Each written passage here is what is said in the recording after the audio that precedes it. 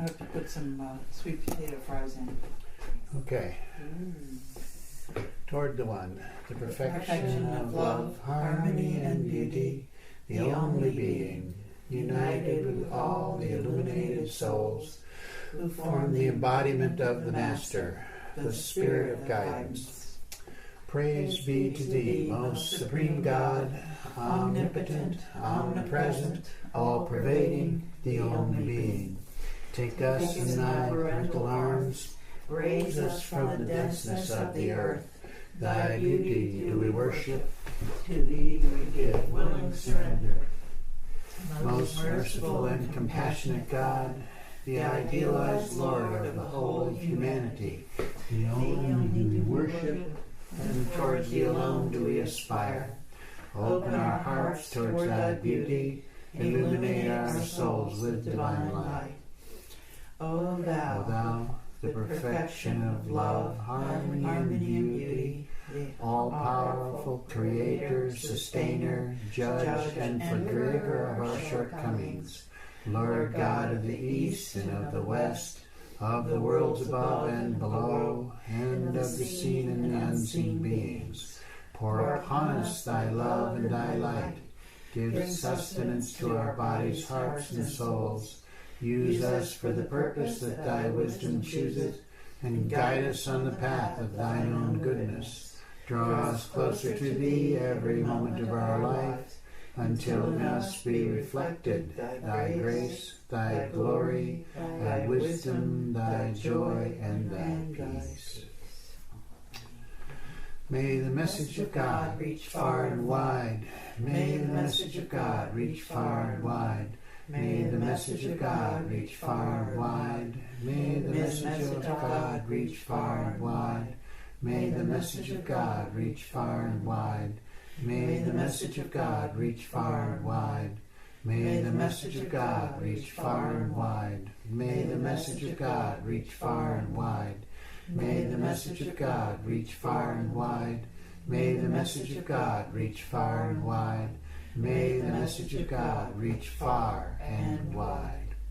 Inspirer of my mind, consoler of my heart, healer of my spirit, Thy presence lifteth me from earth to heaven. Thy words flow as the sacred river. Thy thought riseth as the divine spring. Thy tender feelings awaken sympathy in my heart. Beloved teacher, Thy very being is forgiveness. The clouds of doubt and fear are scattered by Thy piercing glance. All ignorance vanishes in Thy illuminating presence. A new hope is born in my heart by breathing Thy peaceful atmosphere. O inspiring guide through life's puzzling ways, in Thee I feel abundance of blessings. O Thou who art the maker, molder, and builder of the universe, build with Thine own hands the universal, our temple for Thy divine message of love, harmony, and beauty. Amen. Okay.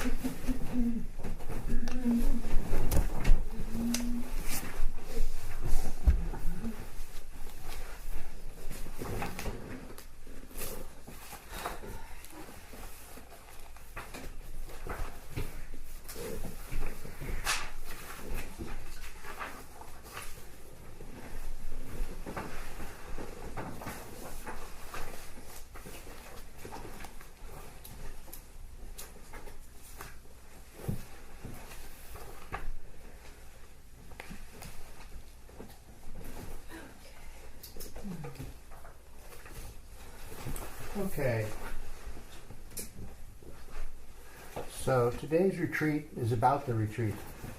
And this first bit is, I'm going to basically read you a talk that Pierre Valade gave describing the retreat process that he designed, how it works, what you can expect, you know, what to be aware of. So if at any time, you know, you drift off and don't quite hear what I said, you can call me back and I'll read, I'll read back. It's okay. It happens, I know. Okay, so many in the Sufi order of the West consider the retreat process to be an integral part of their spiritual training. Now, I wish to give particular emphasis to the retreat format as a means of enabling personal transformation. Individual, small group, and large group retreats are available at it's funny that he says this. Right. Oh, I remember why. This is a transcription of a talk that he gave to the Theosophical Society. Okay. So, in the retreat process, the structured patterns and concepts of personal identity are dissolved in a psychologically protected environment. Think that's true? Yes. Did you feel psychologically protected? I have always felt psychologically protected. Okay, good. Yeah. How about you, Malika? I never feel psychologically protected. That's okay. wonderful. Okay, well then we won't worry about you. Okay. Wherever possible, retreats are held in nature so that the beauty and healing properties of a natural setting complement the retreat process. Diet is generally simple vegetarian and non-dairy, which we pretty much ignore. Often silence is maintained for the period of the retreat.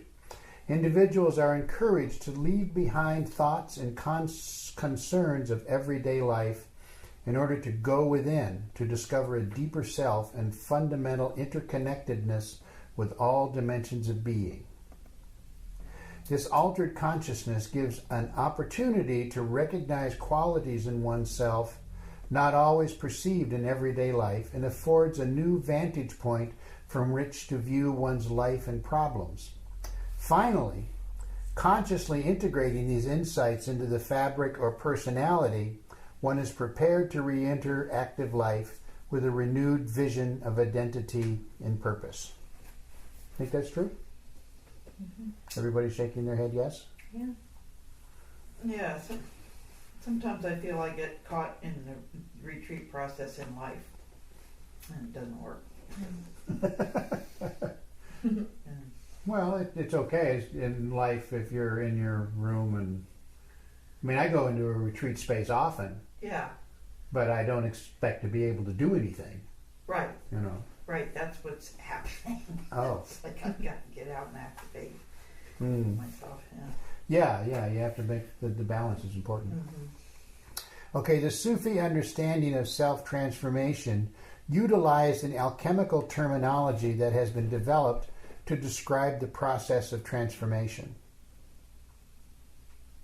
We often think of the alchemists as the primeval chemists, but in fact they were really both psychologists and scientists because they assumed the principle as above, so below, so as below, so above, which meant for them that the same processes that make for the transformation of metals in the womb of the earth also make for the transformation of humans at the psychological level. This is called the Ars Regia, or royal art. In our Sufi retreats, we are using one of the techniques devised by an alchemist named Valentius. Basically, it has two halves. The first half is called solve, and the second half coagule. Solve meaning dissolve, and coagule meaning, in our modern terminology, rebirthing. Both parts are essential, and in fact there is no use going through the rebirthing process unless one has first gone through the process of dissolving. How's that feel? Mm-hmm. You okay with that? Yeah. The dissolving part's all right? Yeah. No one's going to complain? It's not comfortable. It's uncomfortable? Yeah. Yeah, that's true. So what's that tell you? Something real might be happening. Yeah, or maybe you're imagining it. Do you ever think that? Imagining the discomfort? Yeah. Yeah, I have thought that lately for the first time. Yeah. Yeah. Yep. Interesting. It's an interesting Yeah. process. Okay, St. Francis refers to this dissolving process when he says that in order to become what we really are, we have first to go through a stage where we become nothing. Mm-hmm. This is the dark night of the soul referred to by St. John of the Cross. In psychological terms, it is a breaking down of the self-image, the ego structure that one builds up over time. And it is interesting that life itself does provide for this to some extent through various this is something, units or aspects or of crises, various crises. There's something not right there. Anyway, for example, you lose your job, your relationship is broken with your spouse, you are without a penny, you have an accident, and there's a death in the family. Everything just goes wrong all at once, and sure enough, you are suddenly going through a crisis. Now, I just wanted to say as an aside, I have heard many people say over the years, I'm going through a dark night. And when I look at it, it's just because they're depressed. They're not going through a dark night, they're just depressed. And they want to give it some kind of vast spiritual thing, and what they really need to do is, go do something to make them happy. Yeah. It's pretty simple. Mm-hmm. So, the dark night is serious business. Not about being just depressed. Okay? Okay. Want that clearly understood. It, Anybody going to argue with you about sometimes it? I in astrological terms, the Saturn return is a big event in people's lives where. That's a reorganization, yeah. Yeah. I don't think that. That's a little bit of dark night. Can be. It can be. It depends on how a person deals with it, I suppose you could say. Yeah, I suppose. Yeah. Where are we at here? Now the outer crisis. Now the outer crisis is always paralleled by an inner crisis. One loses one's self-confidence, one's sense of values, one's sense of direction and purpose, and is finally thrown into total confusion. This is truly the dark night of the soul.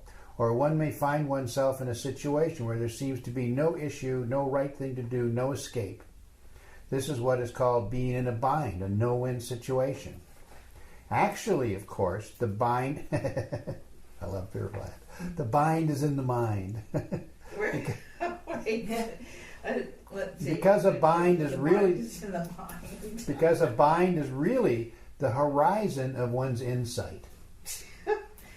That's heavy. Okay? Because the bind is really the horizon when you're in a of one's stressful situation insight. or in a conflict situation, you have to rise to meet it.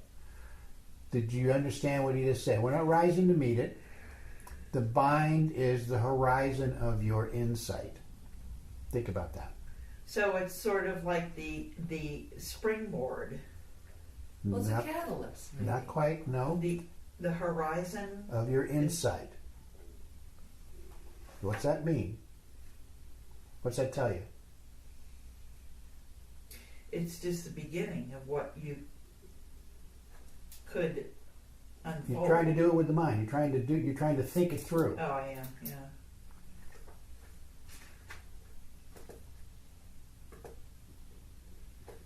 It's the beginning of a journey. How do you know? Your horizon is there. That's it. That's as far as you see. You don't know anything beyond that. What's beyond it? There be dragons. Yeah, if it follows that alchemical process and it mirrors the as above, so below, then it is limitless. Yeah, but the mind doesn't know that, does it? No. So what is it that you need to do? Or the mind. Distract the mind. Even more basic. Engage. Even more basic. To keep moving. That's what you told me Acknowledge today. it. Accept it. No. Tell me. Breathe. Assert your courage. Okay. Because you're moving into an unknown area. Assert your faith. It could be your faith. Sure. I mean, for me, that would be Asserting your faith. because Okay. in a self-confident situation or a state of crisis, courage sometimes is hard to find. Nevertheless, Yeah, that's faith Can be. Yeah. to have faith in yourself, faith in the process, faith in the in the process. Yeah, and faith in your the path that you've chosen. Yeah, that all works as courage. Okay? So that's real basic. That in order to do this, you have to recognize that your being has a horizon. You know, it may be vast, but still it's there. And to go just beyond it is an unknown. Okay. You don't know. It's just cloudy and murky and foggy. You don't know what's on the other side of there, because the horizon is the limit of your insight. It's just like what he said. So, to move beyond it is to express your own courage. Okay, the situation appears to be such that there is no way out. It's only that one cannot see it. In this type of situation, nature itself provides for a breakdown, which is for the purpose of a breakthrough, as it were. That is, one has to go through a crisis and experience the breakdown in order to come into the clear again. There is now. I want to be very clear that you shouldn't go seeking it out. You know, okay? Because I have heard people say, "I wonder how I can get to this breakdown thing." You know, well, it'll come. You know, if you're doing the work, it'll appear. There is an English psychiatrist, R.D. Laing, who has developed this idea of a breakdown that avers itself to be a breakthrough. Laing considers that it is natural and sometimes even necessary for a person's psyche to break down. It is a sign of the vulnerability and pliability of the psyche, which otherwise would have remained sclerosed. In other words, it is sometimes the only way in which one can undergo change. But of course, one should be very carefully guided through this breakdown. Guidance is essential. Otherwise, the crisis becomes chronic and one can sink into a state of schizophrenia or depression or whatever. This is why the psychologists of the future will have to be illuminated beings. Don't you love that? It's not happening yet. No, that's not quite true. No. And by illuminated beings, I mean people endowed with a very high attunement and deep insight who can see the real issue behind the apparent ones. And I know some psychologists who are illuminated beings. I know a few. Yeah, Oh, you. two, actually. Now that I think about it. Well, yeah, Is that Taj Inayat? Oh, Taj. 3. I hadn't thought about her yet. What were you going to say?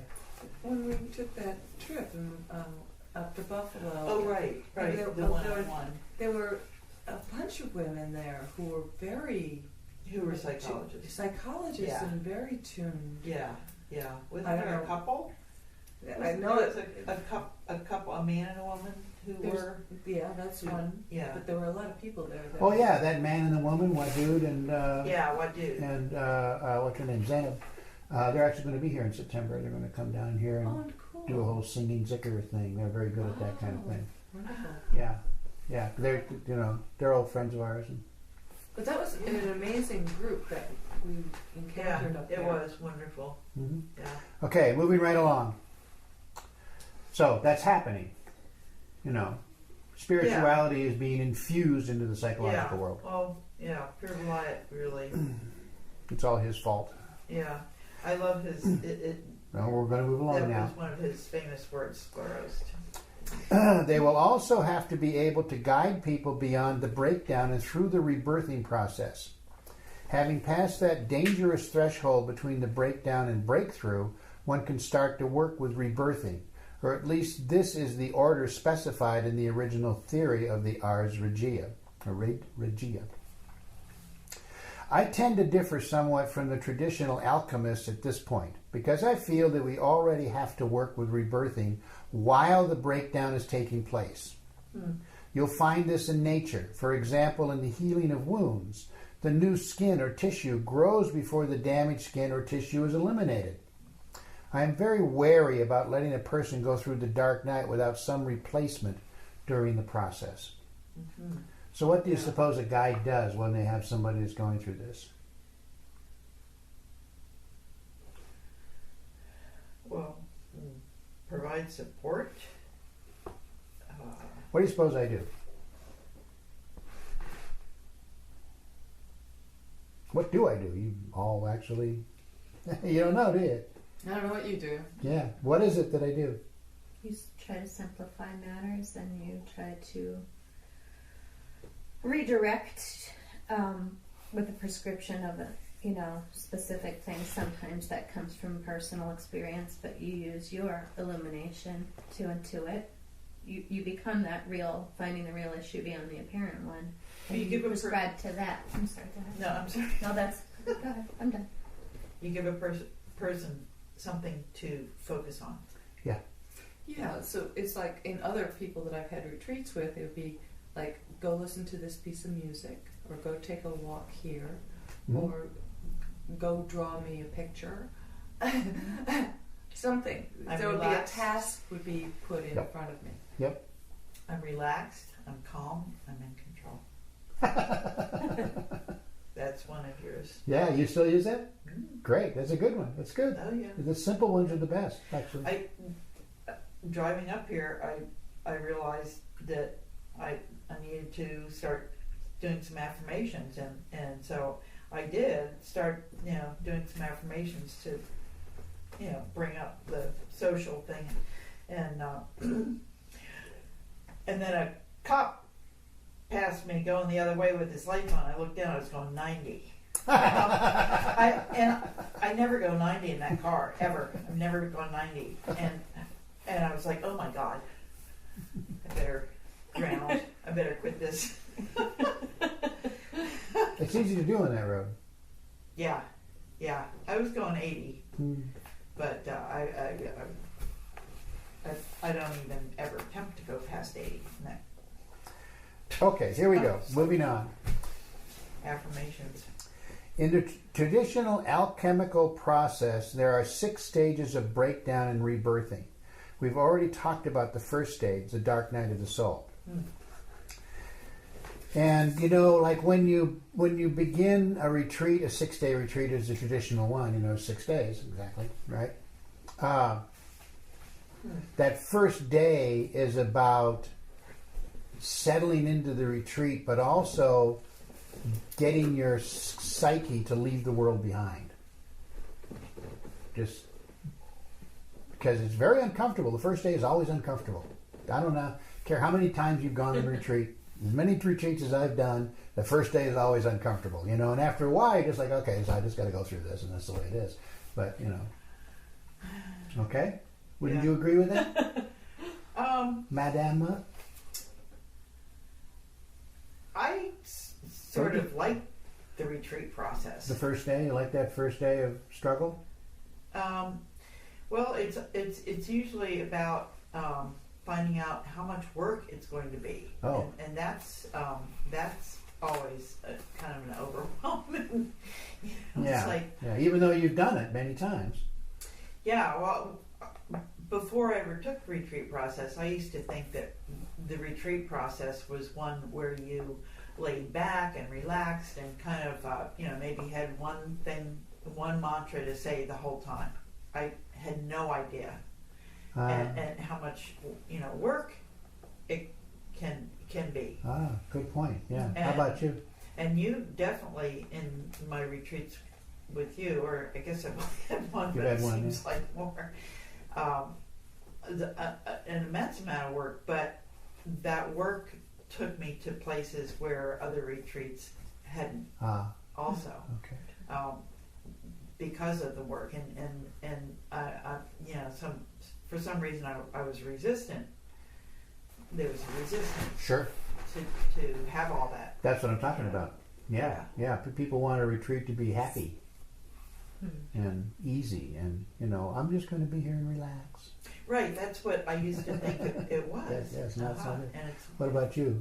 Well, there has been like a huge change from the first retreats I did, over 10 years ago, and I guess it's been 3 years now since I've had my last retreat. Really? It was really, it was like, oh my goodness, I can't believe it's been 3 years since I did Okay, well, we'll have to talk about that day. after class, after we're done here. But it's usually the first day is getting reoriented, because it's not at home, and it's in an unfamiliar place. So but by that first evening, I'm like into it now. But my early retreats, I don't think I ever really got into the retreat thing. I never really allowed myself to get into that calm space. I think probably my first 3 retreats, I never really did the retreat. It was like... I think that's pretty normal, actually. Mm-hmm. Yeah. And those were 3 day, the weekend Yeah. retreats. Here we go. Second stage is called the rise of Apollo. It is what Jung would call the formation of a new sense of the self to replace the old self. The ego is replaced by the self. It is integration at a higher level. Typical of this is a reference that Jung makes to the alchemist who said that one must be careful when distilling the materia prima that the mercury does not escape the retort. This means that if you lift consciousness beyond its usual limits in terms of the personality, it tends to get lost or dissipate. Okay? You ever felt that? All the time. This new sense of self, developed in the second stage of the alchemical process, lifts the point of reference of one's being a peg at a time, so to speak. The alchemists also call this extracting the essence of one's being, or hanging on to the essence while letting go of the contingency. In the process of rebirthing, the essence of one's being is extracted from all of the different aspects of the personality that have been overlaid upon it. Once that essence has been extracted, then it doesn't matter if the rest of the being is dissolved, because that extract is the most important thing. When the fragrance, which is the essence of the flower, has been extracted from the flower, the rest can be thrown away. That's the contingency. Okay? Again, hanging on to the essence while letting go of the contingency. Okay? Mm-hmm. That's the qayyum of your being, the quintessence of your being that you're, discovering or accepting that this is the essential. I don't need all that other stuff. All right? Okay, hanging on to the essence then is what saves one from insanity in the dissolving process. This is in fact the cure to make the person conscious of his or her real being. Then even if the apparent being breaks down, one is able to survive. If you look upon your personality as a continuity and change, and then reach into the consciousness of what you have always been, beyond all change, that is the essence of your being. That is what we do in the practice of samadhi. And it is still part of the second stage. The Greeks put their initiates through that same practice in the Eleusinian mysteries, which is where the term the rise of Apollo comes from. All right.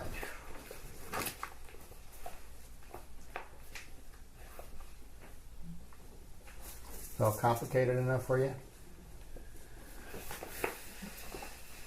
Malika's over there very happy.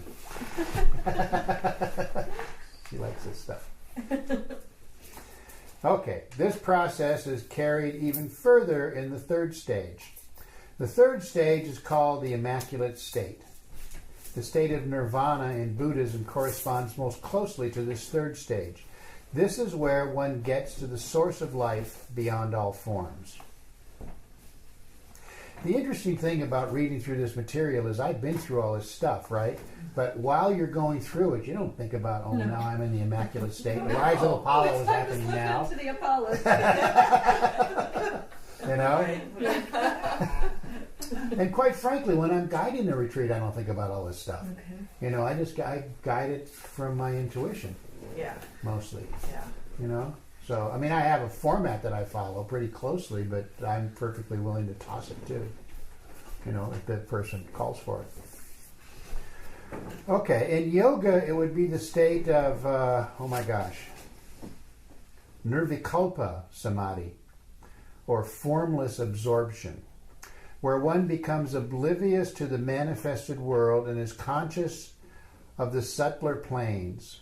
It is represented by the Virgin Mary, the crescent moon, and the water of life.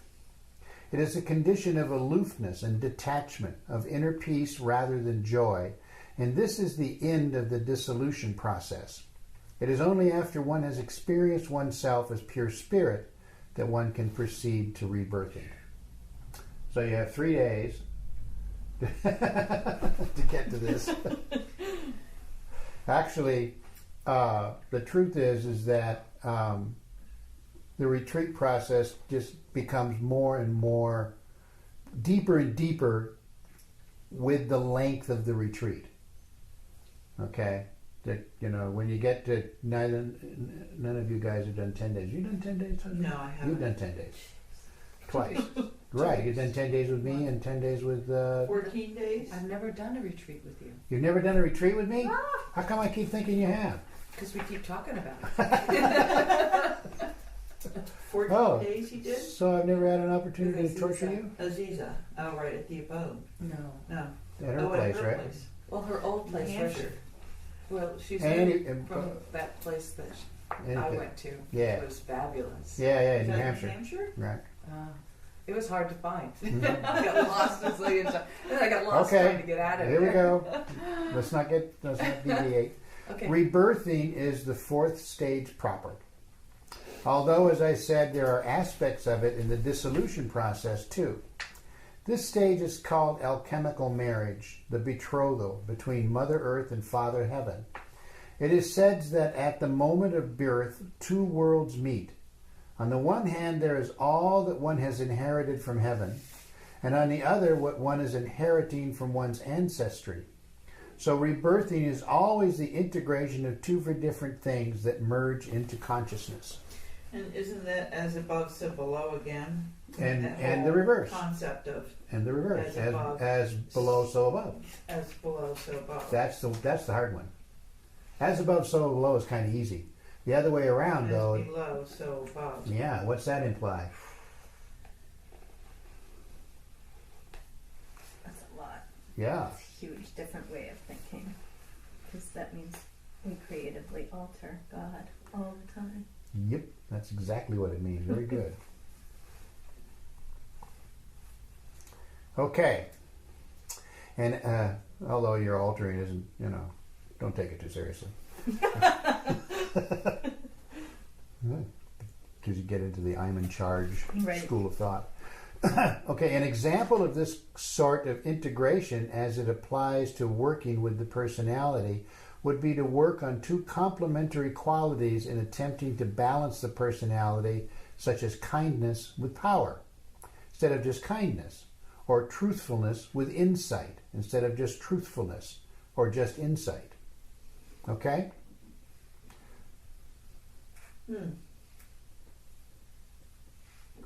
Okay, so like I gave a practice to someone of my long-distance murids this morning that was 2 opposites. Truth and love. Wadud. They're opposites, but they're, if you could integrate those 2, because truth always seems kind of sterile, Mm-hmm. cosmic truth, as opposed to the truth you say in a witness stand. Whereas love is expansive and warm and, completing. So, put the 2 together. Okay. I still don't get it. You don't get how the... Our opposites. Okay, think about it. Mm-hmm. It is interesting that in the process... one thing I could say is that in this... there's a chart that I'll show you that shows the where the various wazaif, where their energy is. And Haq and Wadud are very different in their... Oh. Haq is very, very high.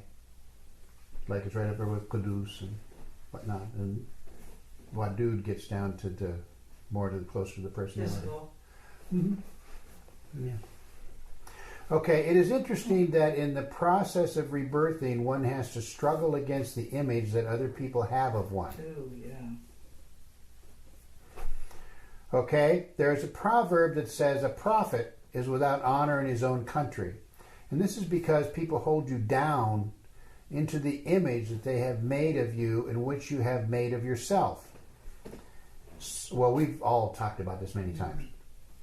So when you have undergone a transformation, you have to affirm your being. And unless you can affirm it, people will bring you right back to where you were before.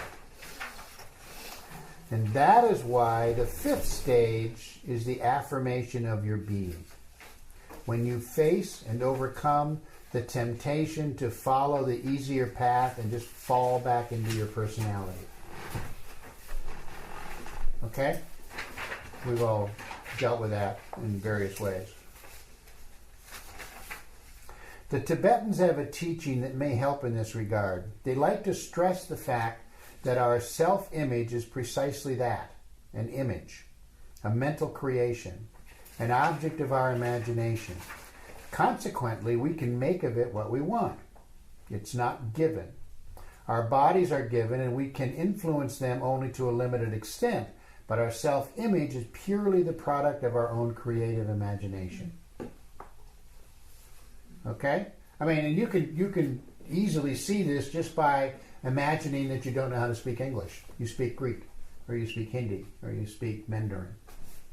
Right? What would that do to the way that you see yourself and your personality? Just by language. Open up a hole. It would be, be very different. Right? Yeah. Like one thing that I noticed, for instance, let me take an example, like whenever you see on the internet somewhere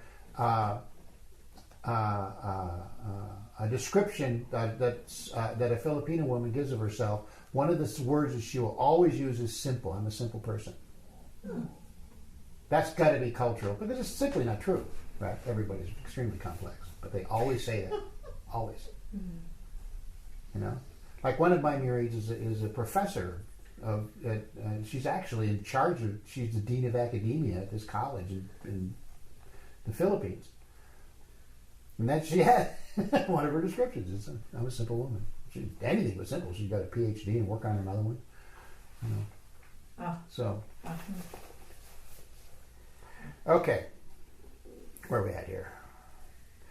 It is not only our self-image, but even the very assumption of individuality which limits us.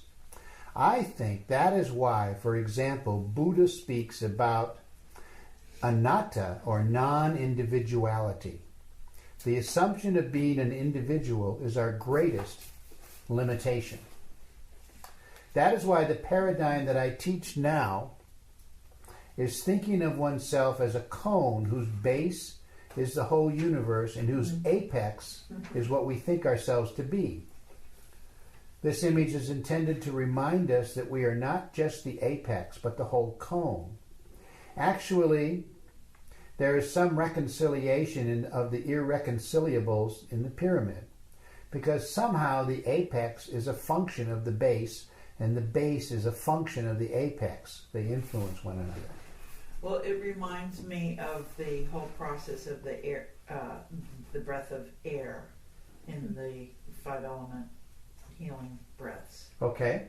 And when you're breathing out, you're expanding into the universe with your identity. You're letting your identity dissolve, actually. Yeah. Mm-hmm. And then breathing back in, it's more like going to the apex. But that whole thing congeals into one place. Yeah. Good. And not trying to think about it in any particular way. No, I had the same experience. Yeah. I have one murid who told me that she was devoted to the air breath, and she was spending like 10 minutes doing the air breath. And I said, "Stop that! You're gonna get really spacey." Just do 5 breaths, 5 normal breaths. She was like extending her breath, and I mean, sometimes people tell you the most strange things that they're doing, and I never think about it. One of the problems that you will, if you haven't already, will encounter is how much you know. because it eventually it becomes integrated into your being, and you forget that you know it because it's just there, right? And the best example I have of that is when I was teaching carpentry at Job Corps. These kids come to me. They were clumsy. Their math skills were, ridiculous. You know, like they couldn't add 1/2 and a quarter and come up with 3/4. They couldn't do it. You know, these are kids that had already, been partial way through high school. But my biggest challenge, besides teaching them about work, just basic work skills, was teaching them how to use a hammer. You know, a hammer is a basic tool for a carpenter. Mm-hmm. It's your most basic tool. You use it for all kinds of stuff. But if you don't know how to use it, it's just a clumsy hunk of metal in your hand, right? It took me 2 years to figure out how to teach them how to. I had to sit and think about it and break down my own. You knew it so well. Because I knew it so well. I didn't. Right. Because I pick up a hammer, I don't have to think about it. No, me neither. I just do it, right? Yeah. It took me 2 years to figure out how to teach how to use a hammer. Isn't that something? Yeah, and I Whoa. did. Oh, and I know how to do it now. I can You teach really had to anybody. downsize. I did. Yeah, and that's sometimes what you have to do. You have to go back and, wow, how did I learn to do this?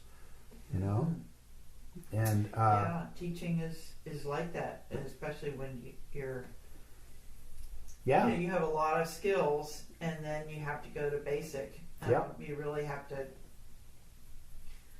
dissect yourself in a way. You do. You had to break it down.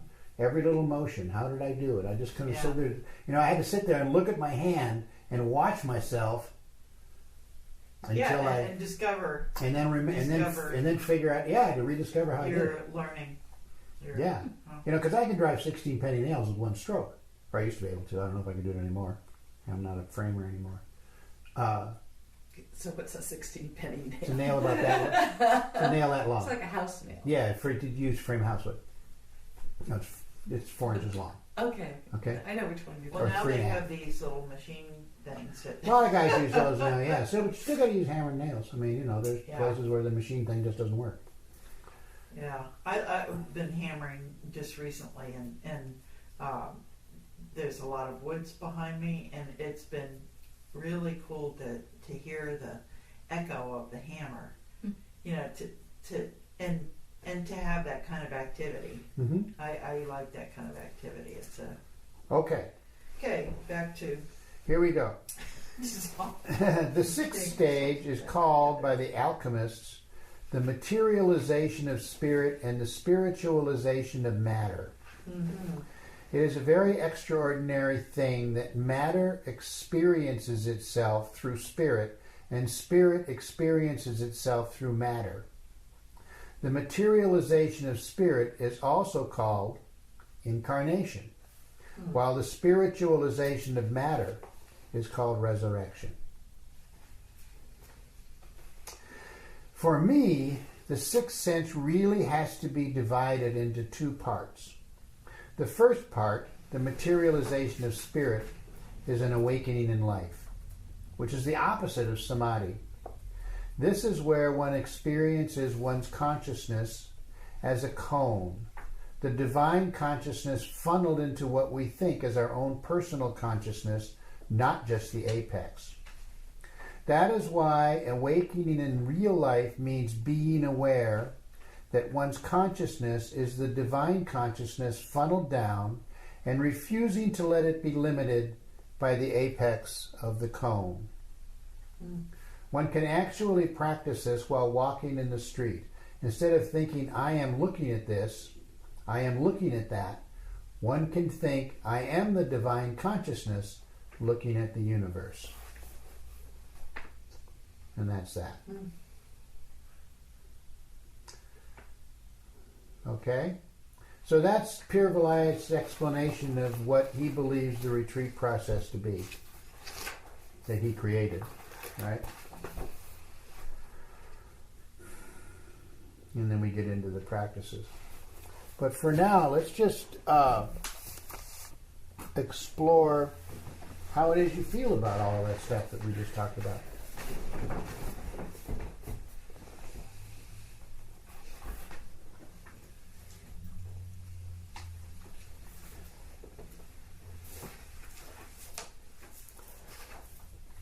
Got a few minutes.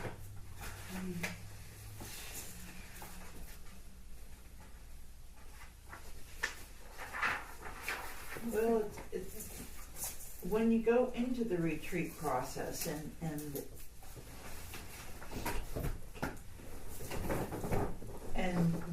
that you know the essence,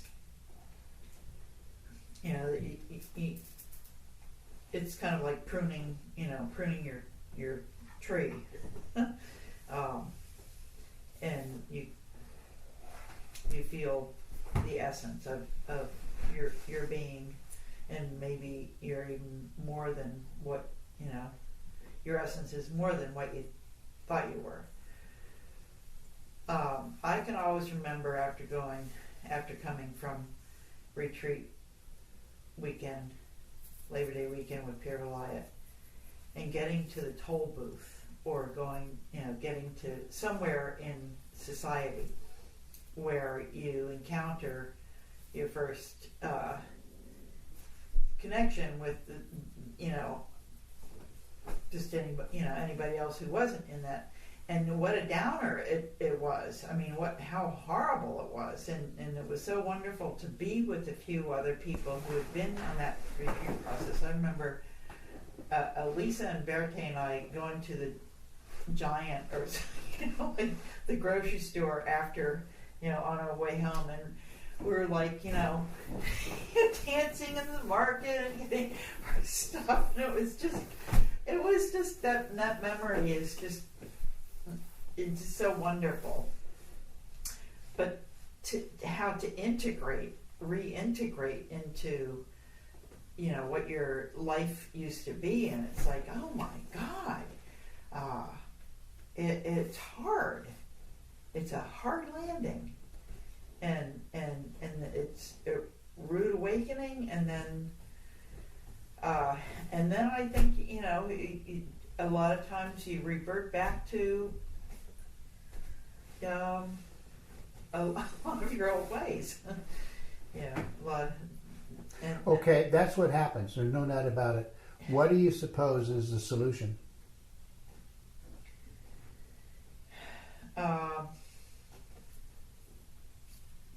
Well, I think for myself, to keep myself somewhat insulated. But you can't. Huh? You can't. And there's a simple reason for that. You are denying your culture the advantage of having your energy in amongst them. Oh, by keeping yourself isolated. Uh-huh. Yeah.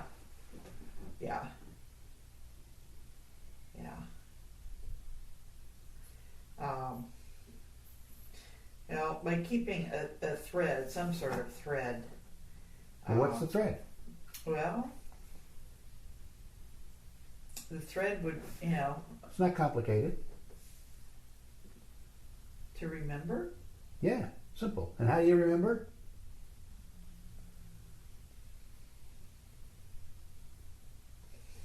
You see, when you try to make the intellect do it. I know, I was seeing that, and then I went to my heart. Good. So, do your practices. Yeah. It's simple. Yeah, do your practices. Do your daily practices. Yeah. It's as simple as that. Yeah. It's not that complicated at all. You're doing your daily practices, you wind the clock every day. Yeah. Or, and then you get to a point, frankly, where your state of meditation stays with you. And you probably have already experienced that to some extent. All three of you. Yeah, when I get out of sorts, I think about, I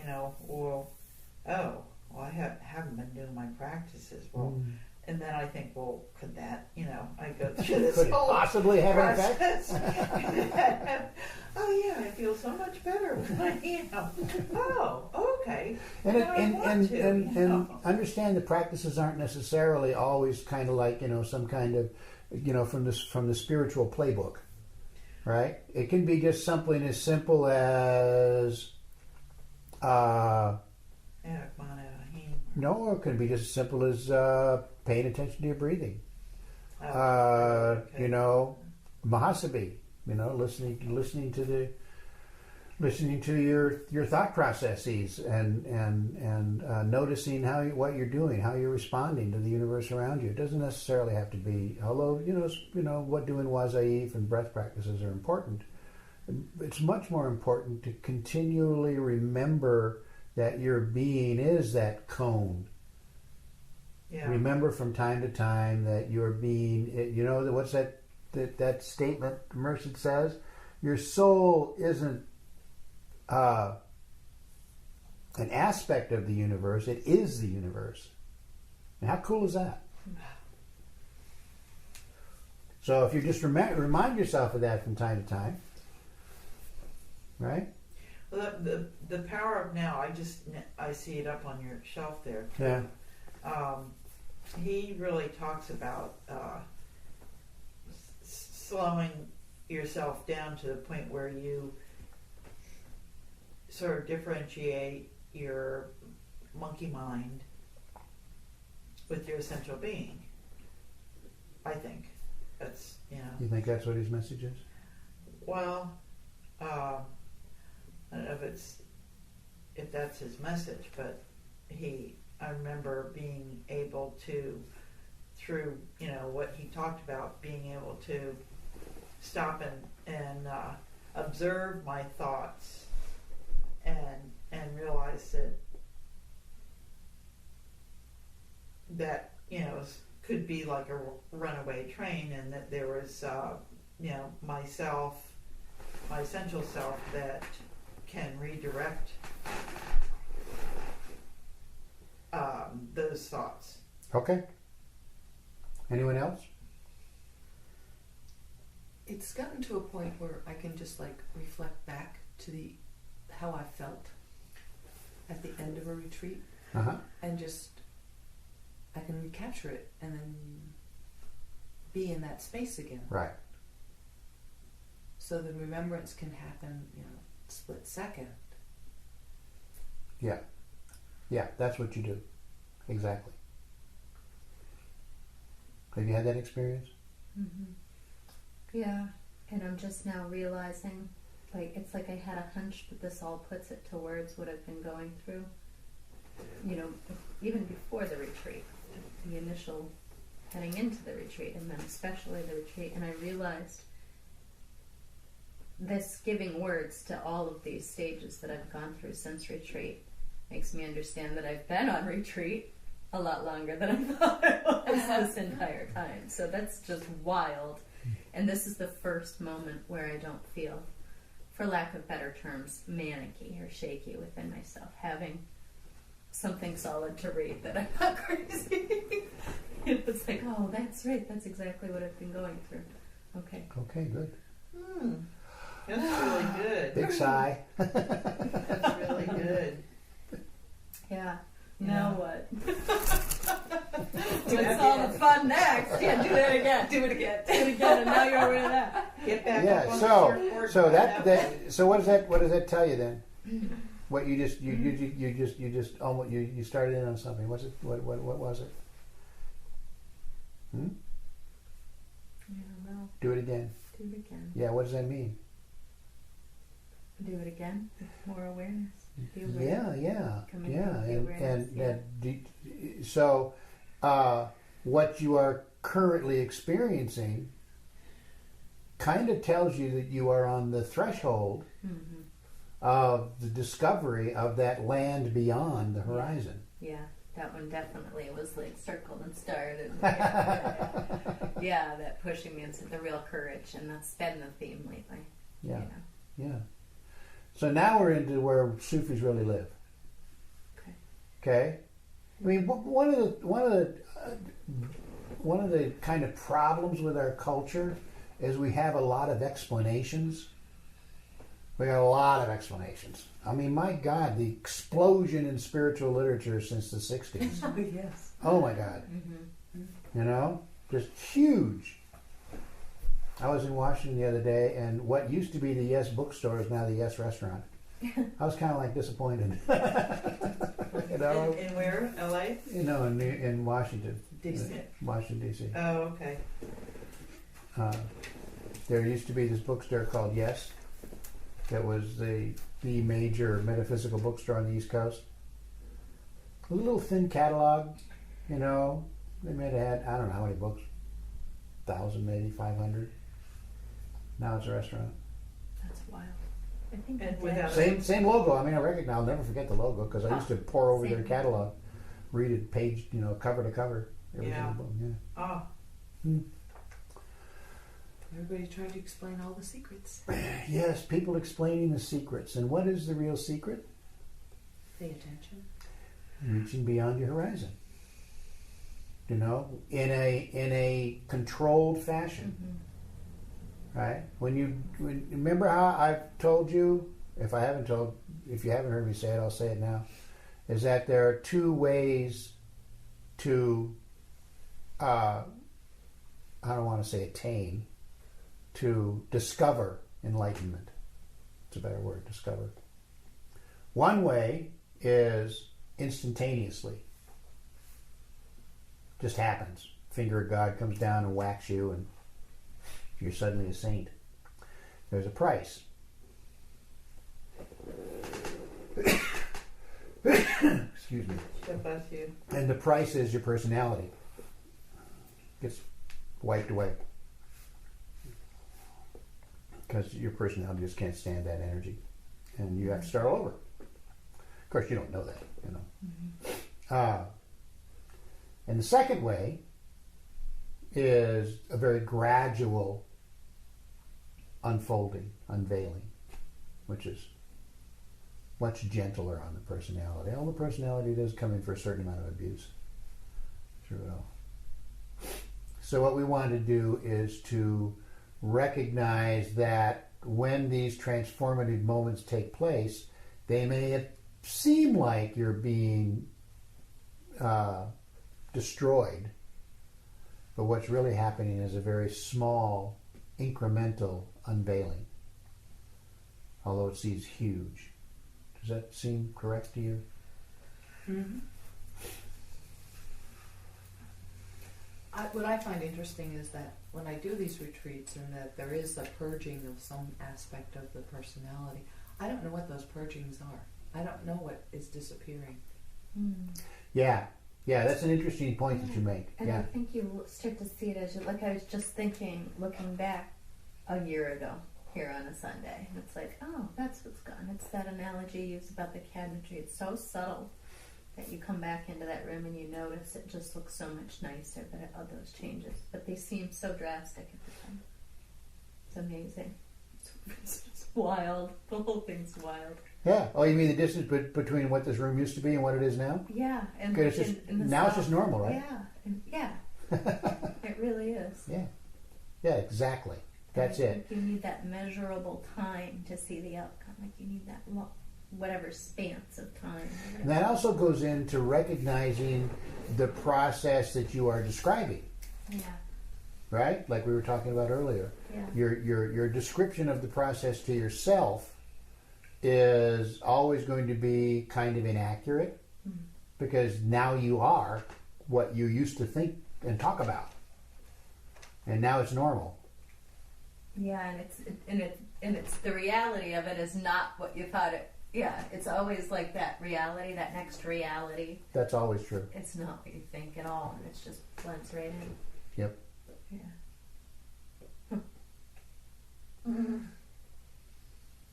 Okay. Any more questions? Any questions at this point?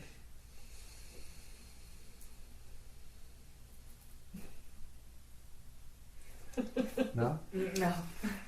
Don't want to touch anymore? That's enough? Okay. What about other ways of remembering? What do you mean other ways? Well, through breath, you're saying through practices. What was that other thing that you said? Simple stuff, but simple is. Watching your thoughts. Yeah, I suppose. Yeah, yeah. That's part of the process of activation. Okay, of enabling the unfolding to occur.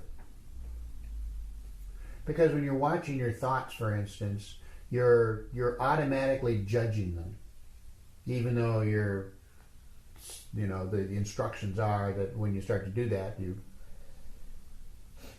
back off from that and just watch. Right. Nevertheless, as you notice the way your process moves forward, or how you think, you're going to adjust it, right? Hopefully. Mm-hmm. You're going to find places where you're inappropriate, where you're being malicious, or you're gossiping, or right. Or you realize that you're doing or your self-talk is self-deprecating, or all those things that you, and those of necessity begin to alter as you do that, right? And that's part of the unfolding exercise. Okay, but another thing is just as Aline was saying, just remember from time to time what it feels like. Just what it feels like. Yeah. What's it feel like? And it's something that's indescribable. You can't put words on it. Nevertheless, it's there, and you've all felt it to whatever degree. Glorious. Yeah. All right.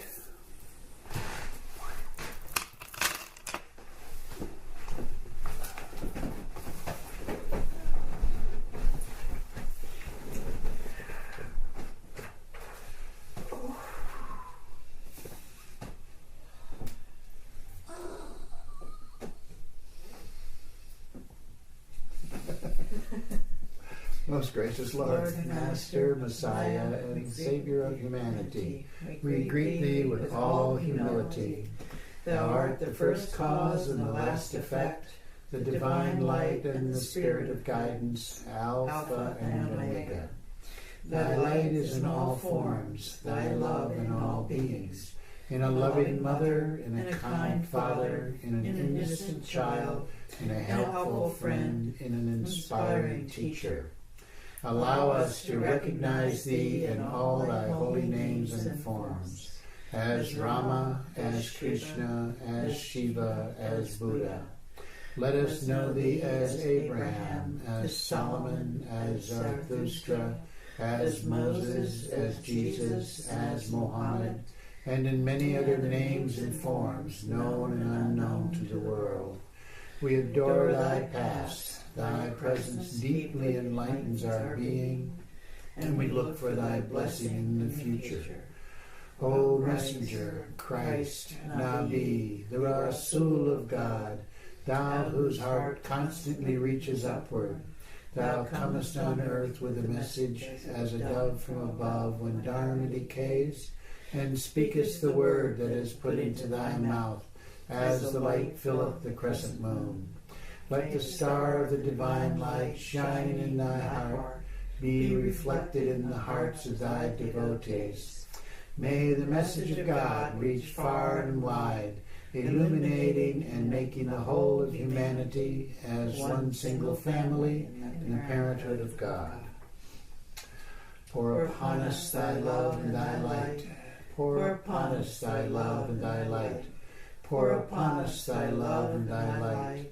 Pour upon us Thy love and Thy light. Pour upon us Thy love and Thy light. Pour upon us Thy love and Thy light. Pour upon us Thy love and Thy light. Pour upon us Thy love and Thy light. Pour upon us Thy love and Thy light. Pour upon us Thy love and Thy light. Pour upon us Thy love and Thy light.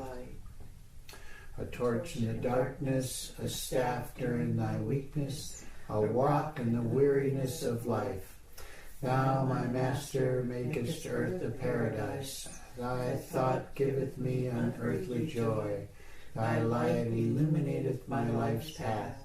Thy words inspire me with divine wisdom. I follow in Thy footsteps, which lead me to the eternal goal. comforter of the broken-hearted, support of those in need, friend of the lovers of truth, blessed Master, thou art the prophet of God. Okay.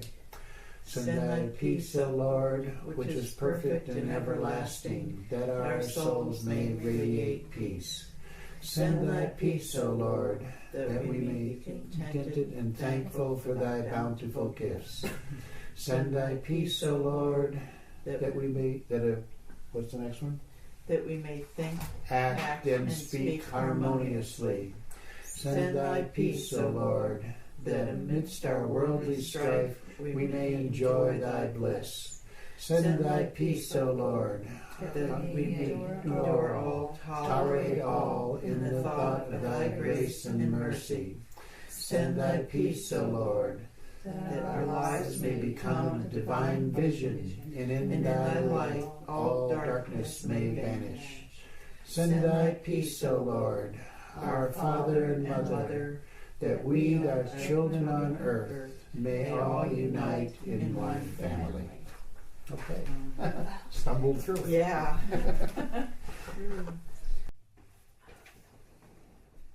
Okay, the next part of the day is working on the various breath practices that one does throughout a retreat, all of which you've all done, but there's some information in here that you might not be conversant with, so we'll go ahead and walk through it.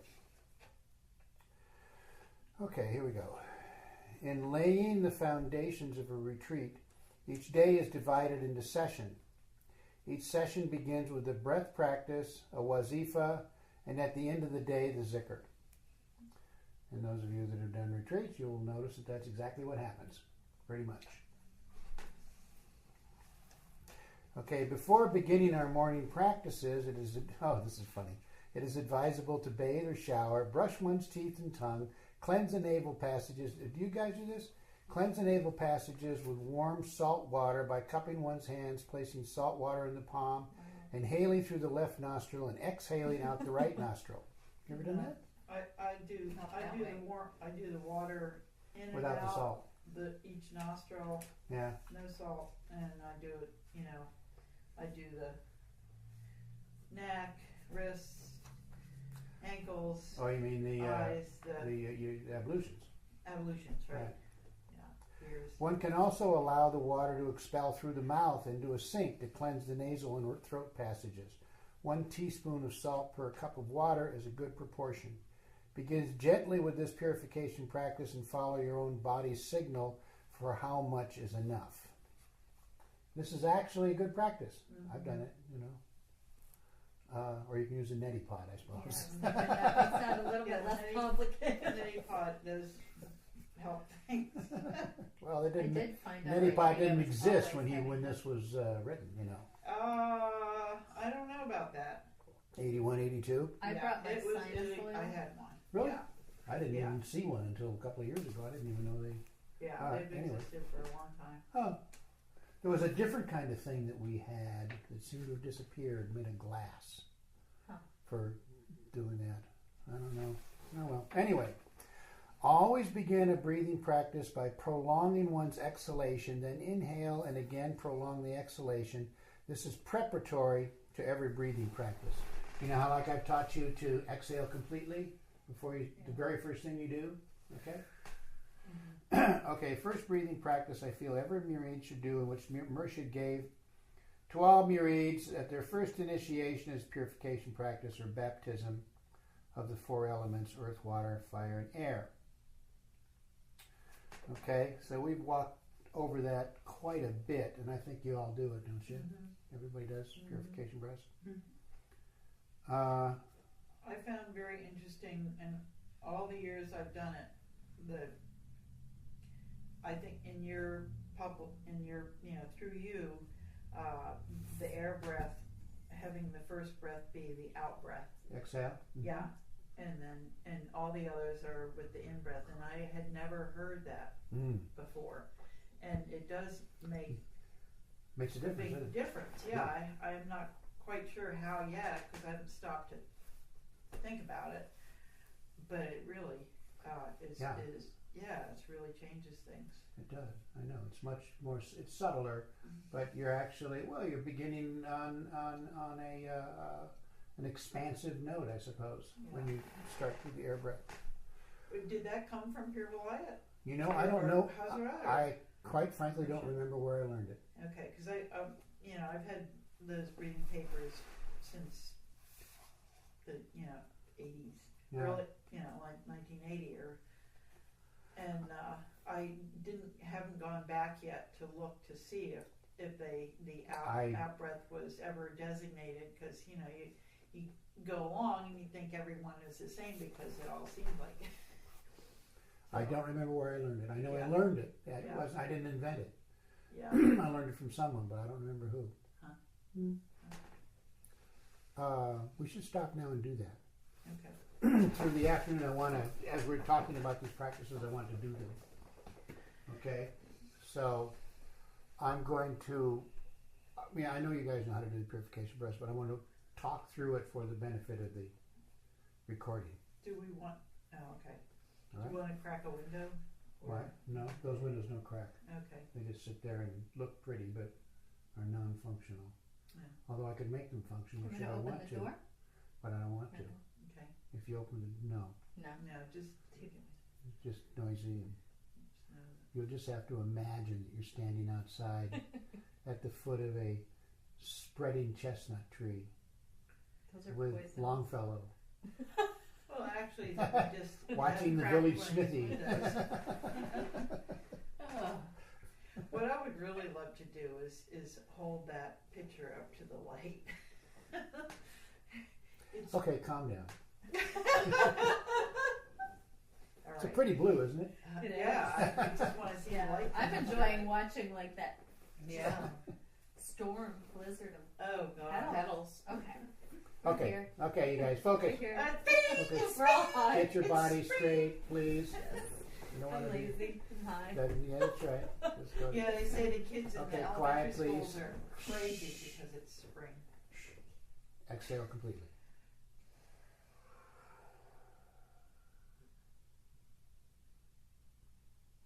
And you inhale naturally. And do it again.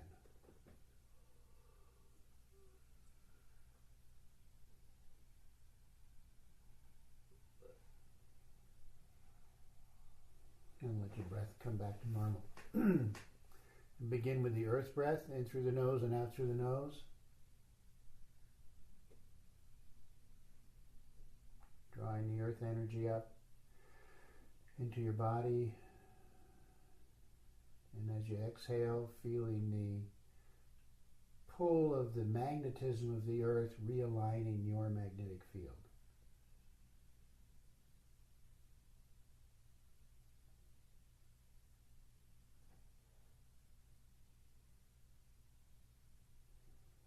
You can also think Shafi on the inhale and Kafi on the exhale.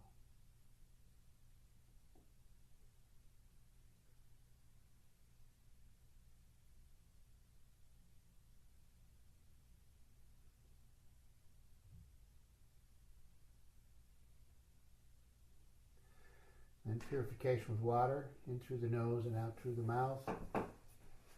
Imagine a flow of water around and through your body. However you imagine that, there's many different visualizations you can do. The wazif are Qudus on the inhale and Muyi on the exhale.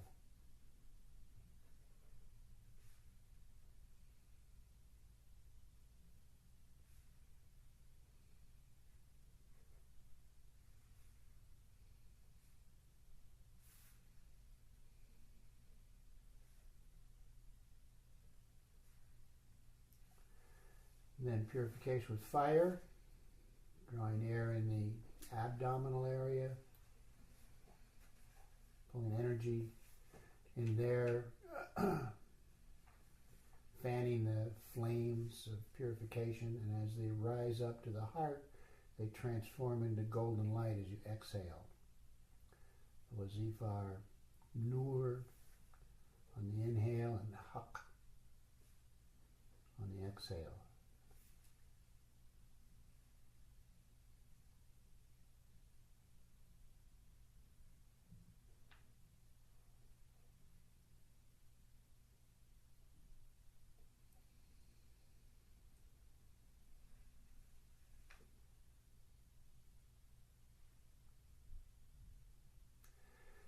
And then out and in the mouth,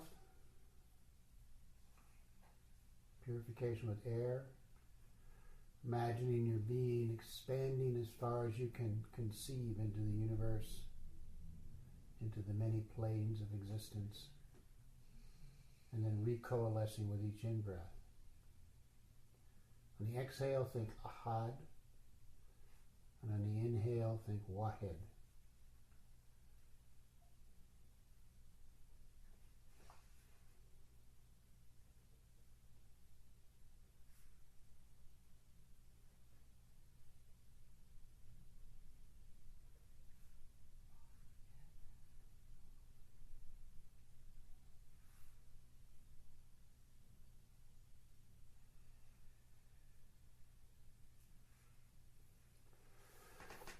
Okay, and that's purification, Bryce. And that should be the, No ether? I don't know. He doesn't mention the ether here, so we won't do it. Okay. Ether is, Pure Light never mentioned ether. Shabadi did.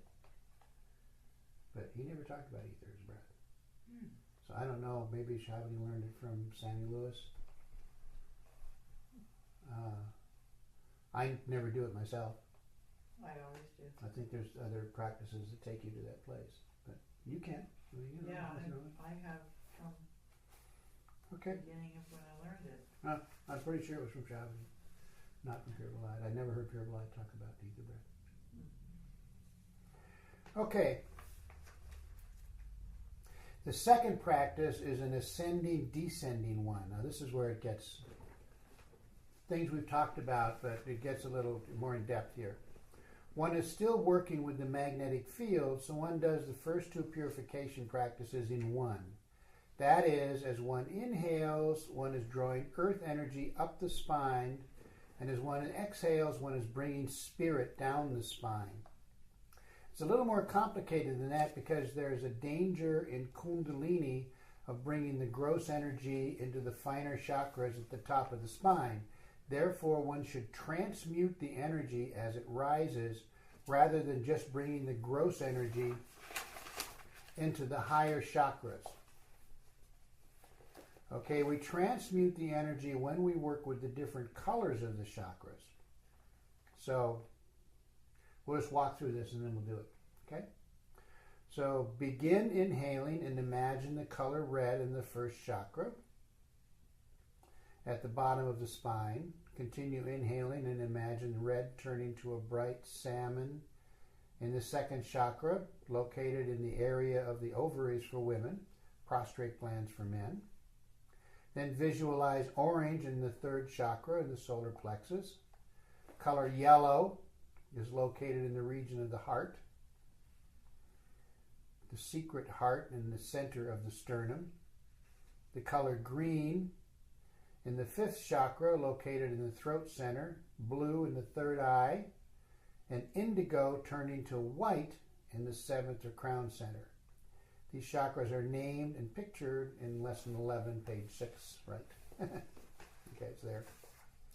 The progression of colors from red to white light gives you different kinds of vibrations and enables you then to attune yourself, and consequently you will protect yourself against the grosser energy in the higher chakras. In fact, as one is exhaling, the energy of pure spirit descends, so one is evacuating polluted energy at the bottom of the spine. That's why we call it an ascending, descending breath. Okay, you got all that? Mm-hmm. Got all that? We'll see. Okay.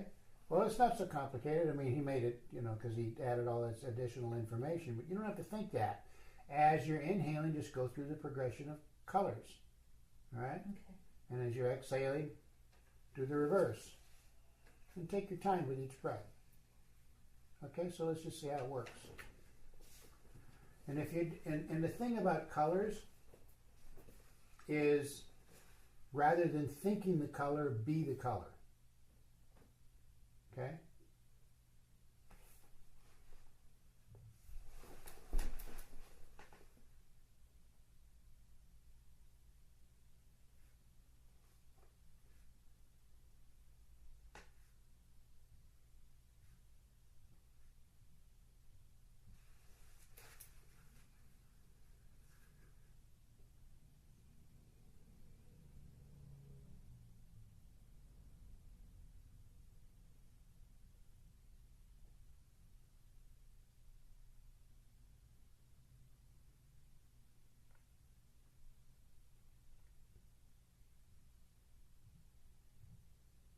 I'll give you a secret to doing this from that comes from my hypnosis practice, in that once you do it slowly once or twice, and then you instruct your subconscious to just do it automatically. And your subconscious will just do it. Okay? And then you can just focus on the breath part. Okay?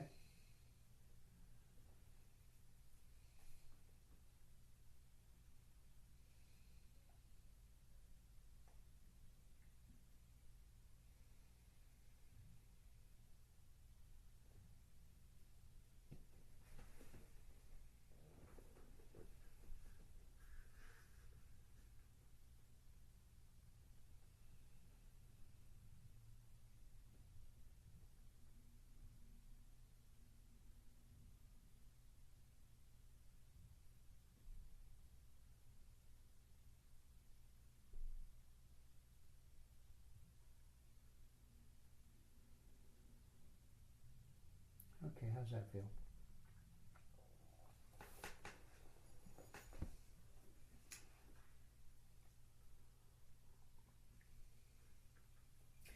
Are we bringing up the color? I mean, in being the color, my whole being becomes the color. So bringing up, going up the spine with energy rather than color, or as you are bringing the energy up the spine, the energy changes color as you advance from chakra to chakra. Okay, so the whole thing goes through all the colors. Right. Okay, as you go through the. Right. Okay.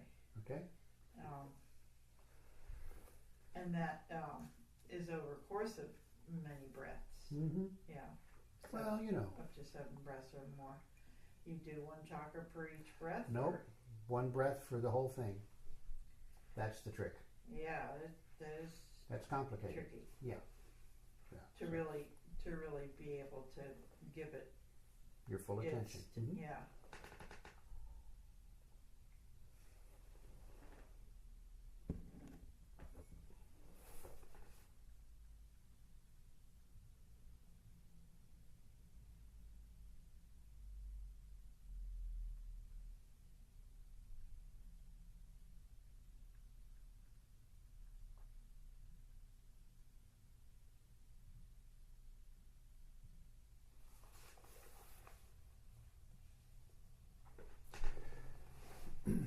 Okay, the third exercise consists of inhaling, holding the breath, and exhaling. In this case, the first aspect of the practice would be in the cosmic dimension. That is, if one is drawing the energy from outer space into the force field, one's magnetic field, you hold your breath, you're having access to the inner energy, that is inverted space, the energy that emerges in inner space, which is new energy that flows into this universe from a white hole, and then you exhale, and in your exhalation you're not just radiating out the energy that you took in, but you're bringing fresh energy that emerged from the inverted space and radiating it out. Okay? You're inhaling. As you're inhaling, you're drawing the energy from the external universe into your being. And as you hold your breath, you're slipping into inverted space, that inner space, okay? That's bigger than outside. And then as you exhale, you're not only radiating the energy that you absorbed from the universe, but you're also adding to it what you discovered in the inner space. All right? See how that works. There's a little more. One is identifying with one's aura. The more advanced stage is that one is converging the light of the universe. As one holds the breath, one is in contact with the all-pervading light that Murshid talks about in Chagall, and as one exhales, one is radiating light that has emerged from the depths, as well as fluorescing light that was originally converged from the universe.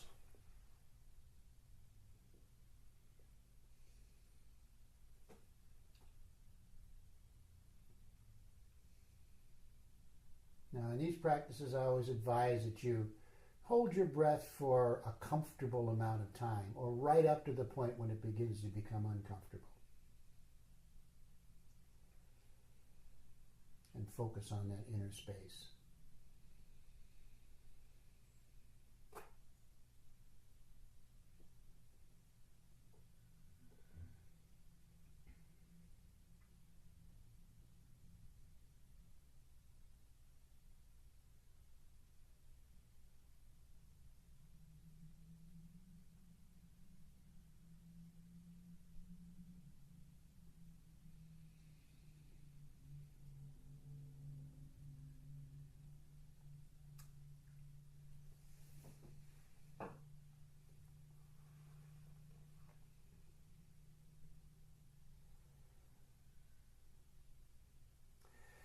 Okay, this breath may be carried over into the practices with light, because as one inhales, one is absorbing light from the universe like a crystal and identifying one's body with a crystal in its capacity to reflect light.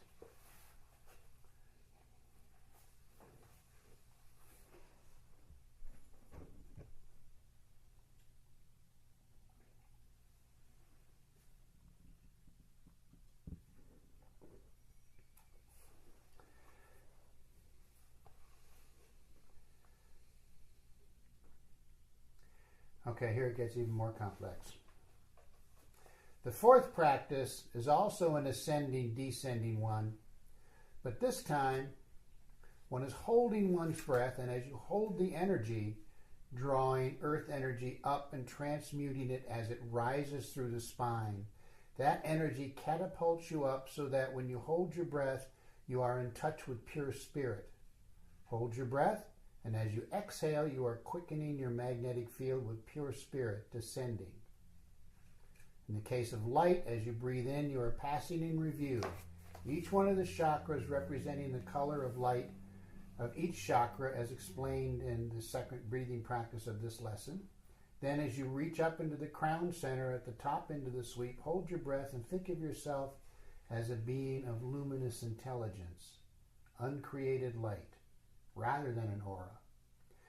And as you exhale, you illuminate your aura with the light of pure intelligence. So there are two things, the aura, which can be measured physically, and the light of pure intelligence, which is not a physical light. So let's see how that works. Do I need to go over that again? Or is everybody got it? Okay.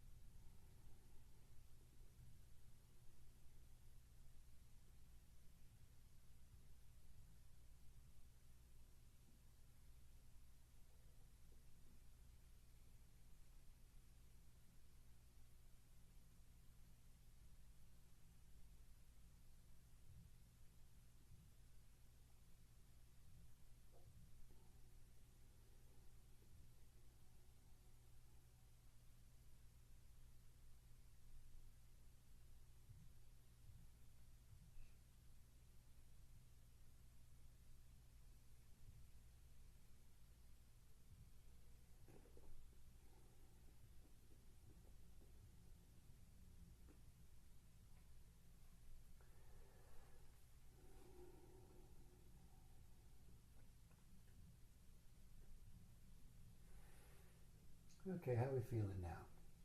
What's that do to you?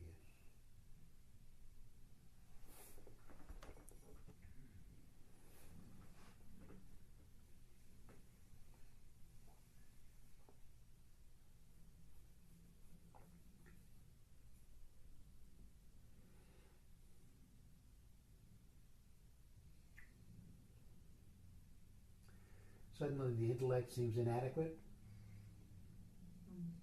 Yeah. Bigger.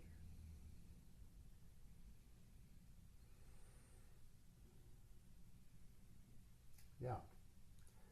So this is the kind of thing that you can do during the day when you begin to feel yourself slipping into a very kind of mundane state of mind, to remind yourself. So there you go. There's an answer to your question. Because we know how to do these things. We have them as technique and use them. You know? It's your right to don't overuse them because you can get really spacey. And, you know, sometimes that's not so good when you're driving a car. But, or doing other things that might seem, you know, chopping vegetables maybe might not be so good. Right. In it with a couple of fingers in the salad. But when when you have the opportunity from time to time to sit quietly,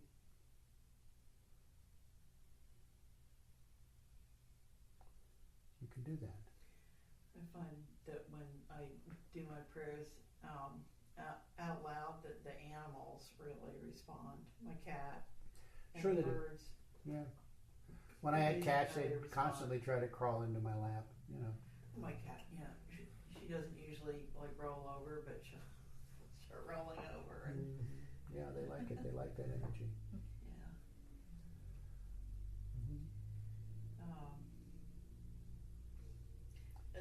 And that last practice on the breath, working with the in breath and the colors, and then going into opening up into a place of pure spirit, and then on the exhale it's drawing that spirit. The spirit descends, yes. Descends. Mm-hmm. And then it's not then you're not working with the colors at that point. Well, you could. Depends on how you feel about it. I don't see this. Yeah. You know, I don't really see the colors, so I mean, I have to think in just terms of. You probably see a lot of color, you know. I can at times, other times nothing. Yeah. So I just let it be energy, Yeah. and I Yeah. think of the colors really, actually, because Yeah. that's the best I can do. Well, On long deep retreats, I'll see the colors, but that seems to be the only time. That's just me.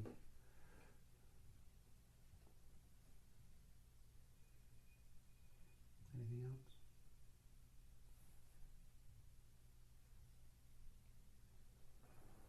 well, it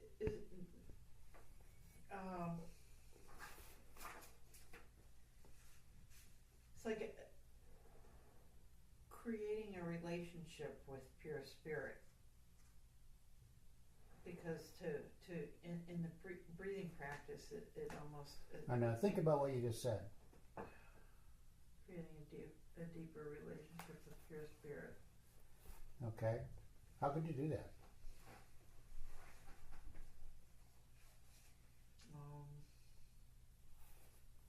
Well, I guess this is one of the ways. Now think about it. What you just said.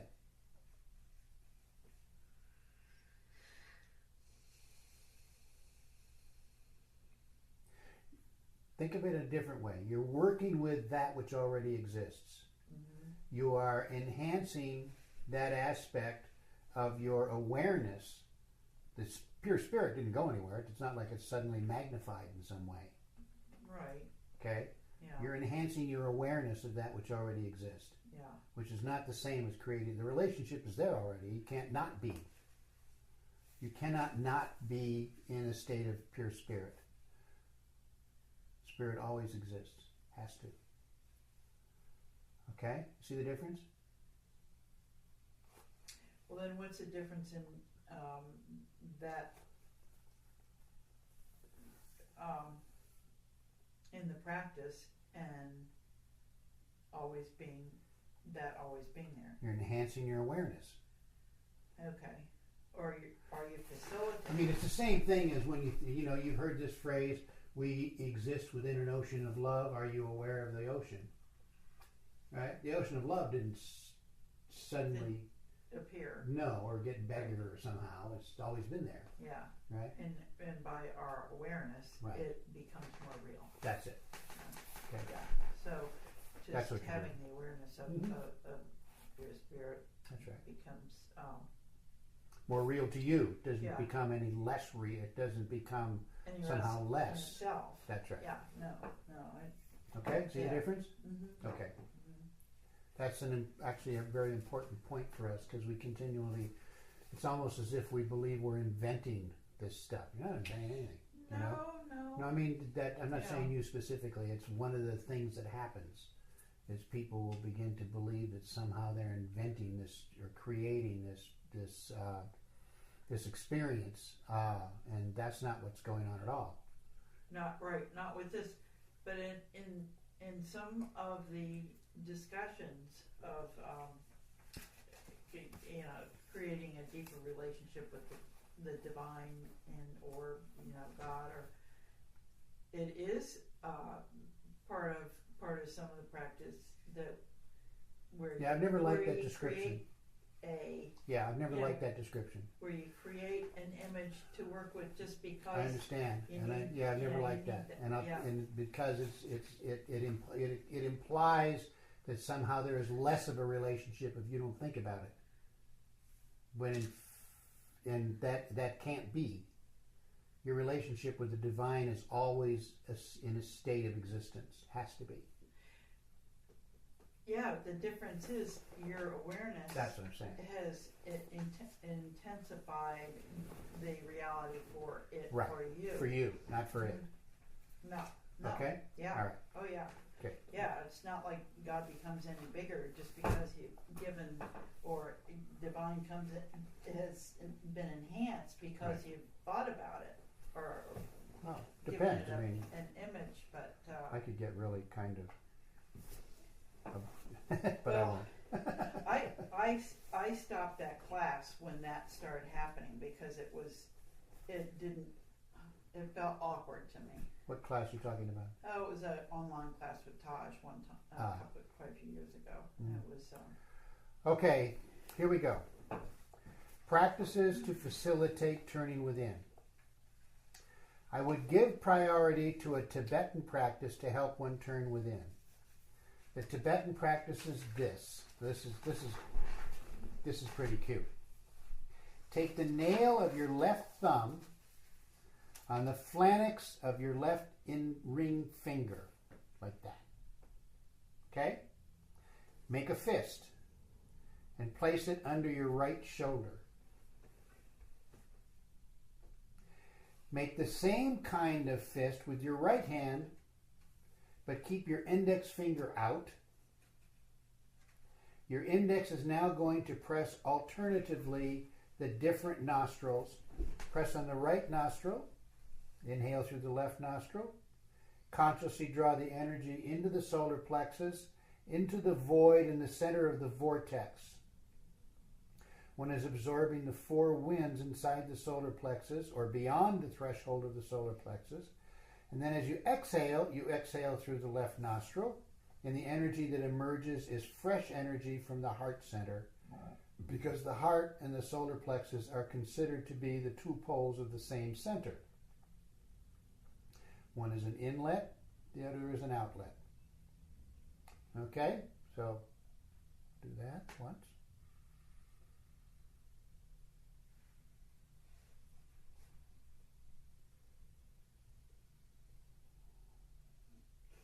And then inhale through the right nostril, just like that, using the index finger of your right hand to hold the left nostril closed, drawing this energy into the solar plexus, and exhale, radiating energy from the heart center through the right nostril.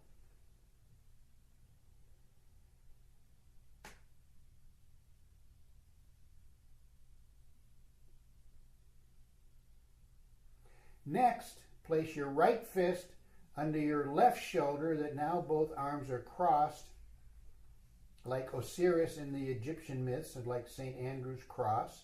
And you are now absorbing the four winds in the solar plexus. The four winds are left, right, above, and below. So this is as you're inhaling through both nostrils.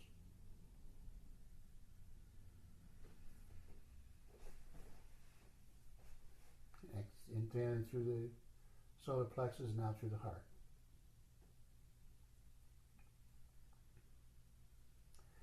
This practice is a good follow-up to the previous practice about the energy of pure spirit from the top of the head and earth energy at the bottom.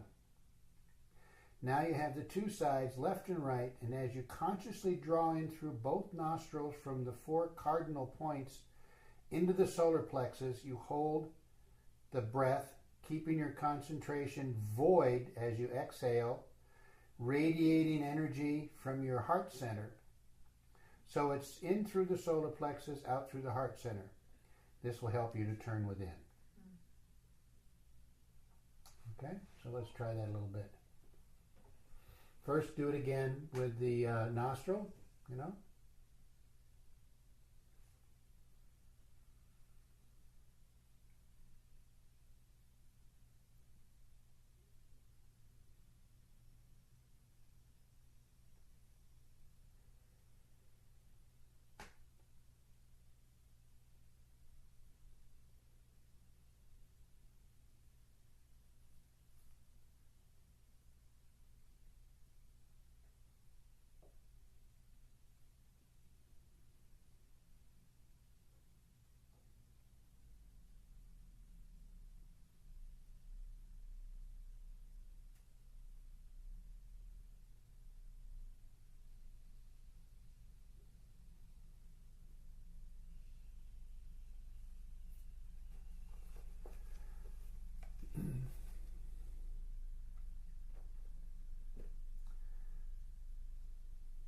How's that for turning within? See how it seems a little, almost a little silly kind of in a way, but when you do it, it actually works, doesn't it? Mm-hmm. Find yourself becoming more inward. Yeah, it becomes so much bigger inside. Mm-hmm. Okay. Can almost feel the sky in Tibet. That place is huge. Okay. How are we doing? All right. I'm working on bringing myself present into my body again. It feels I'm losing bringing myself back into the physical. You mean you feel like you're... I was. This last practice, I kind of... A little spacey, did you? Yeah, got spacey. Okay. Mm-hmm. Turn it as an inverted space, as opposed to floaty. Oh, I'm not like floating out here. Mm. It's just that that's better now. Okay. All right. How about you? What are you doing? I don't know. You don't know? Okay. Different. As long as you feel safe. Yeah, I do. I feel very safe. Okay. I feel good. You got to hold on to your stream of consciousness there, Leslie. Okay.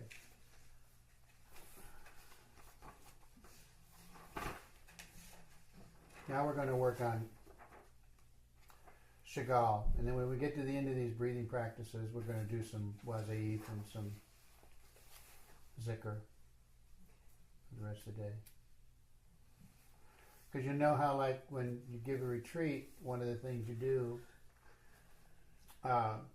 is you tell the retreatant to do one Chagall between each practice. That's very common thing to do. Whereas the advice for ordinary everyday practices is never do more than 3 Chagall's at any time, because it can tend to make you kind of spacey. So we're going to work on Chagall now.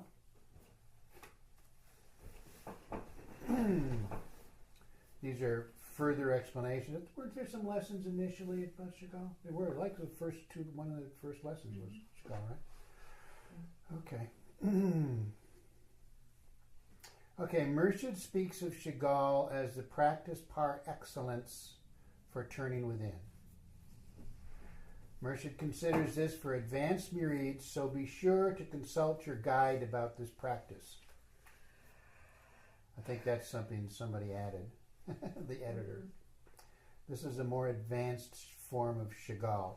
And for those who are listening to this recording, if you're not sure about the practice, do ask me, and I'll walk you through it.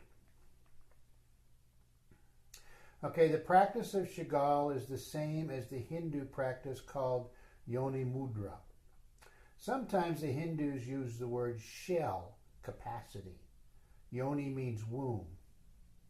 It's getting into the place where creativity emerges, that is, the inverted space. You know, I want to talk a little bit about this inverted space. What do you understand when I say that word? Because you heard me say it a lot, not just in this lesson. It's something that's like integral to the mystics' practice, inverted space. What do you think it means to you? I'm just curious because, you know, I know what it means to me.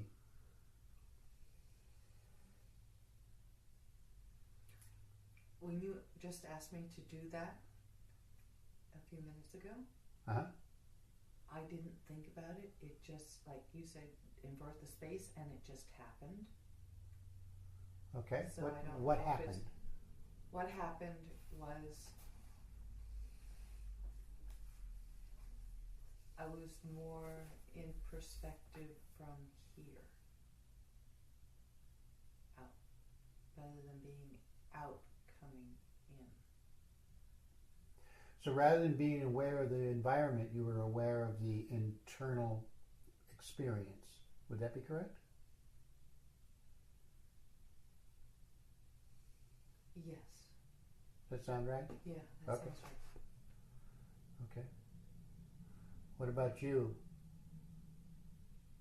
I think it's something that I would have to draw, like that painting, to express it. I see it in fragments and almost like geometric shapes. Geometric shapes. Yeah, Interesting. Yeah. Okay. but it does have to do with what you described. You know, I can anchor to that description as well, and it also has to do with that cone and that pinnacle. That's kind of how I feel it. I feel it much like that. Okay, as if you're accessing the cone itself? Yes. Okay. Yeah. Rather In than that, the you know, apex. reduction, almost like if you made this culinary, you know, this little tiny bit of sauce, like that. It's got nectar or whatever it is, you know, Okay. all the ingredients in that one little drop. Okay. So All right. How about you, Townsend?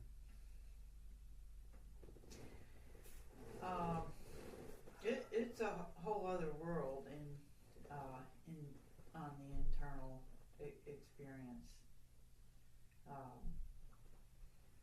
and it doesn't compare to anything really that I experience in my environment.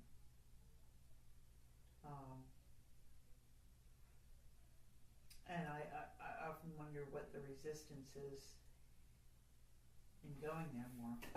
So,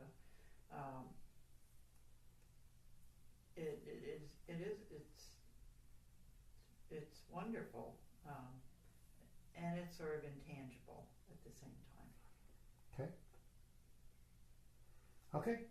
I just wanted the people on the recording to hear your various, so everyone knows that how it is they describe it to themselves is fine, but it's definitely an altered experience, right? certainly. Definitely altered.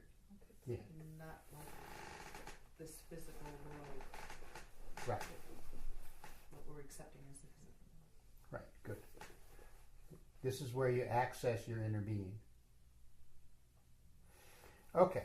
The practice of Shigal, inverted space. Perhaps you have seen those statues of the three monkeys. One has indexes on his eyes, the other on his mouth, and the third on his ears. See no evil, hear no evil, speak no evil. One should be very careful to keep the eyeballs turned upward so that one does not damage one's retina or does not press on the retina, because one could have optical illusions by pressing the index on the retina and thinking that one is seeing light. It's the retina. Oh, he always said retina. Well, Maybe that's the British way of saying it. I bet it don't is. know. Yeah, I bet it is too. Okay. Yeah, I would say retina too, but I would just, be careful with the ears as well. Try it. Breathe in through the right nostril only and hold your breath. Just one breath at first, and take away your hands, but keep the eyes closed for a little while. You will have the feeling of having turned within. It's one of the practices that's the most dramatic upon consciousness. Okay, so this is one of the things that you can do, is you do the breath, and then as you're holding the breath, let your hands drop away.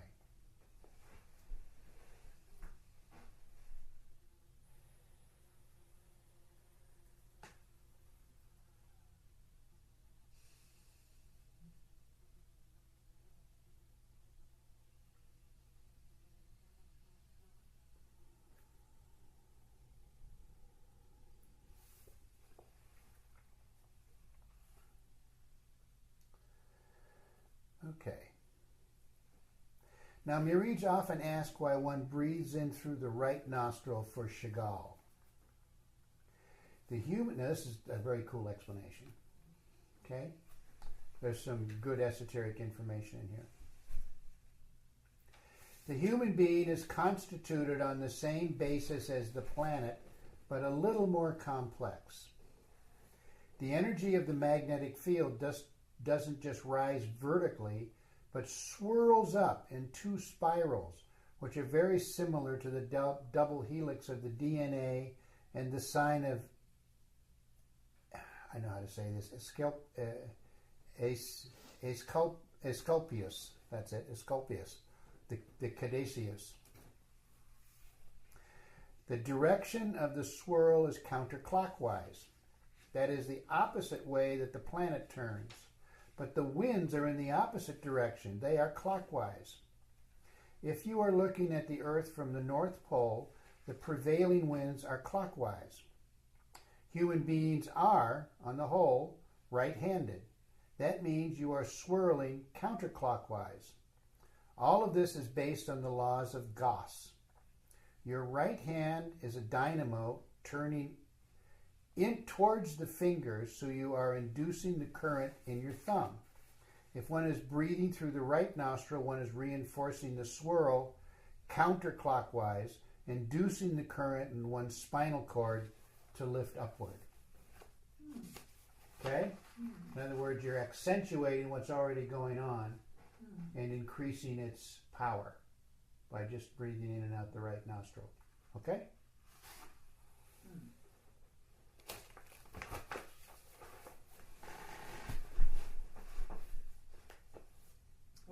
When the dervishes whirl, you go to the right or both ways? Think about it. I know the left foot stays So you're still. turning So you're counterclockwise, going- aren't you? So you're going. Counterclockwise. You're going counterclockwise, Yeah. right? Towards the okay. left. Towards the left. Yeah. So you're also accentuating that Right. turn or that spiral. The spiral. Mhm. Yeah. Okay. Loosey goosey. Yeah, it's very cool. All right. So Wow. the planet turns clockwise. Yeah, there's one fly in here. Planet, if you're standing on the North Pole, looking down at the Earth, which way does it rotate? Clockwise. Nope. No. The prevailing winds are clockwise. Yeah. But the planet, it doesn't say. planet turns counterclockwise. Yeah, it would turn. I'm trying to like get a globe in here, a physical object. But, yeah, the Earth is turning counterclockwise from the North Pole. Yeah. Let's see, from the South Pole. So from the South Pole, it turns clockwise. Yep. We have a fly. Yeah. First fly of the year Really? that I'm aware of. He's about to be the first dead fly of the year. Okay. Merced suggests the Chagall early in the morning or in the evening just before going to sleep. Often I do Chagall sitting in bed before lying down and then again while lying down with or without the hands. This turns one within while you are going to sleep. When you awaken in the morning, do Chagall again to ensure a continuity. It's a very powerful means of maintaining attunement. For instance, what you can do is as soon as you wake up, very first thing, set up in bed, do one Chagall. Okay? It's a very powerful practice. Good way to start the day. Actually, what I do is I lay as I'm laying in bed, just as I've woken up, I repeat the invocation on my breath, and then sit up and do a Chagall.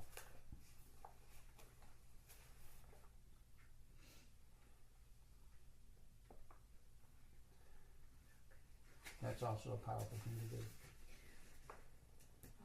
Let's see.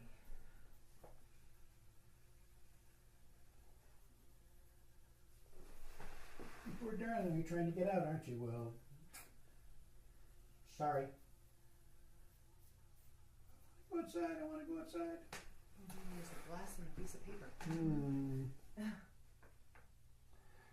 Okay.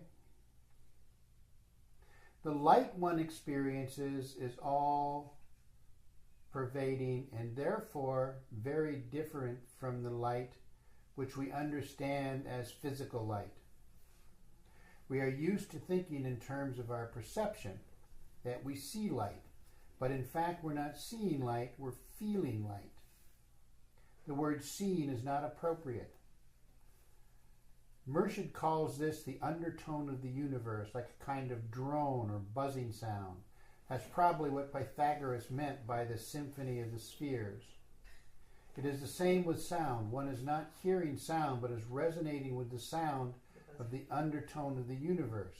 The Hindu word for this experience is subdub. The Sufi word is saute sarmad. About the buzzing of the... Yeah. That undertone. Or, it can be quite melodious, actually, in my experience, not just a like buzz. a symphony. Mm-hmm. Yeah. Oh, yeah. Yeah.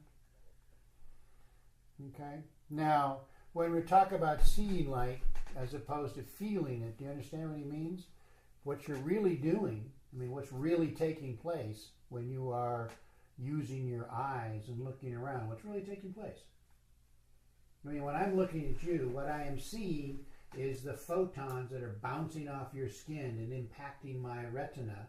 Right. And then my brain transfers that information into an image. Mm-hmm. Right? So I'm really seeing you inside my head, even though there you are. It's all inside Yeah. my head. Okay? Vision is a very mysterious thing. Isn't it cool? Yeah, when you look around here and you see all of these various colors and all of the textures and depth that you're seeing, it's all what's going on in your brain.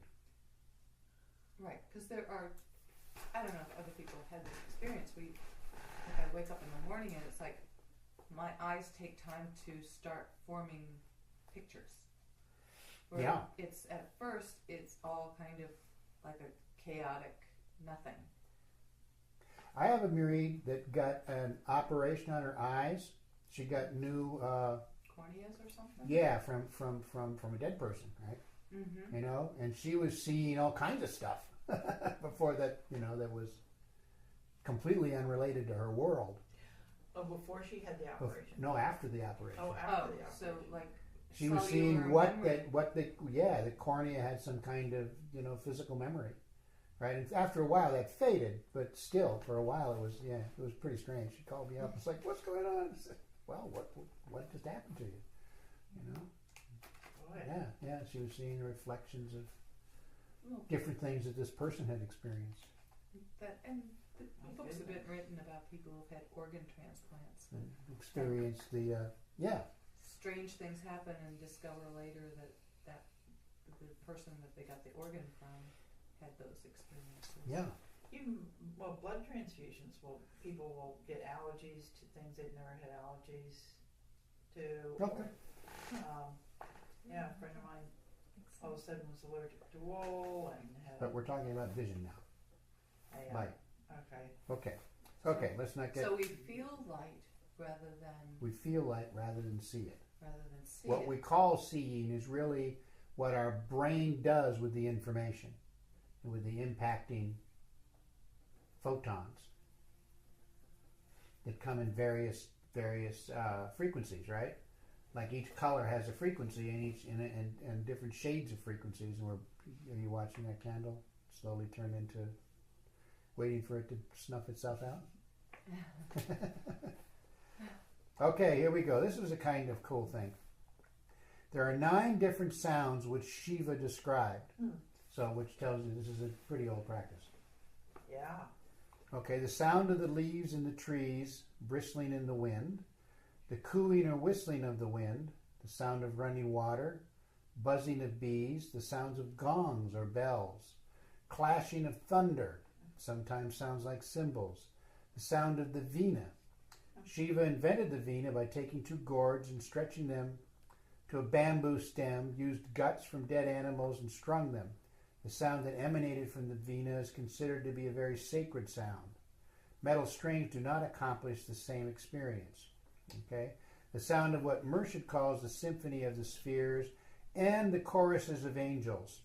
That completes the 9 sounds. Okay? So, leaves in the wind, whistling of the wind, running water, buzzing bees, bells or gongs, thunder, the veena, symphony of the spheres, and the chorus of angels. Anybody ever heard any of that stuff? Yeah. Yeah? Mm-hmm. Which ones? The buzzing of the bees, Uh-huh. clashing of thunder, and the symphony of the spheres, I believe. But While doing Chagall. Oh, no. While doing Chagall is what we're talking about. Oh. Okay? Sorry. That's right.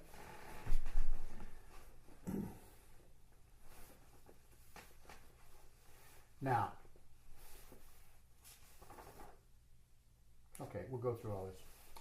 Sant Kirpal Singh, a wonderful guru who died some years ago, began schools where people sit for hours and hours listening to what is called the sound current.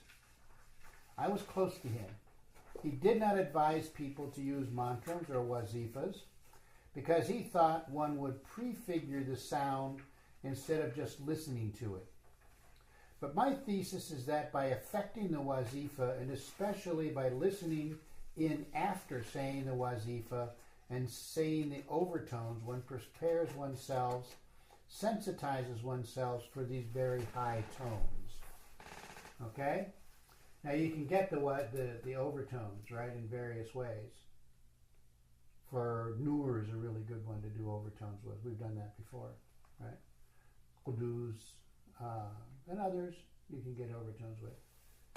Azim, Aziz. In addition, I've experienced this, there's also a smell of perfume, like the perfume of roses. Some mystics are supposed to exude this perfume at the moment of death. A perfume fills the air of the room. One experiences a strange kinesthetic feeling, a sense of touch very different from the physical body, a kind of ecstasy of the flesh being transmuted into pure spirit. It is the feeling that one has when one has shifted from body consciousness to etheric or astral consciousness, a moment of euphoria which is felt in the body. One thinks it's in the body. It's not in the body. It's a feeling of the etheric body, an outburst of energy. It's very difficult to describe that. He's talking about at the moment of death.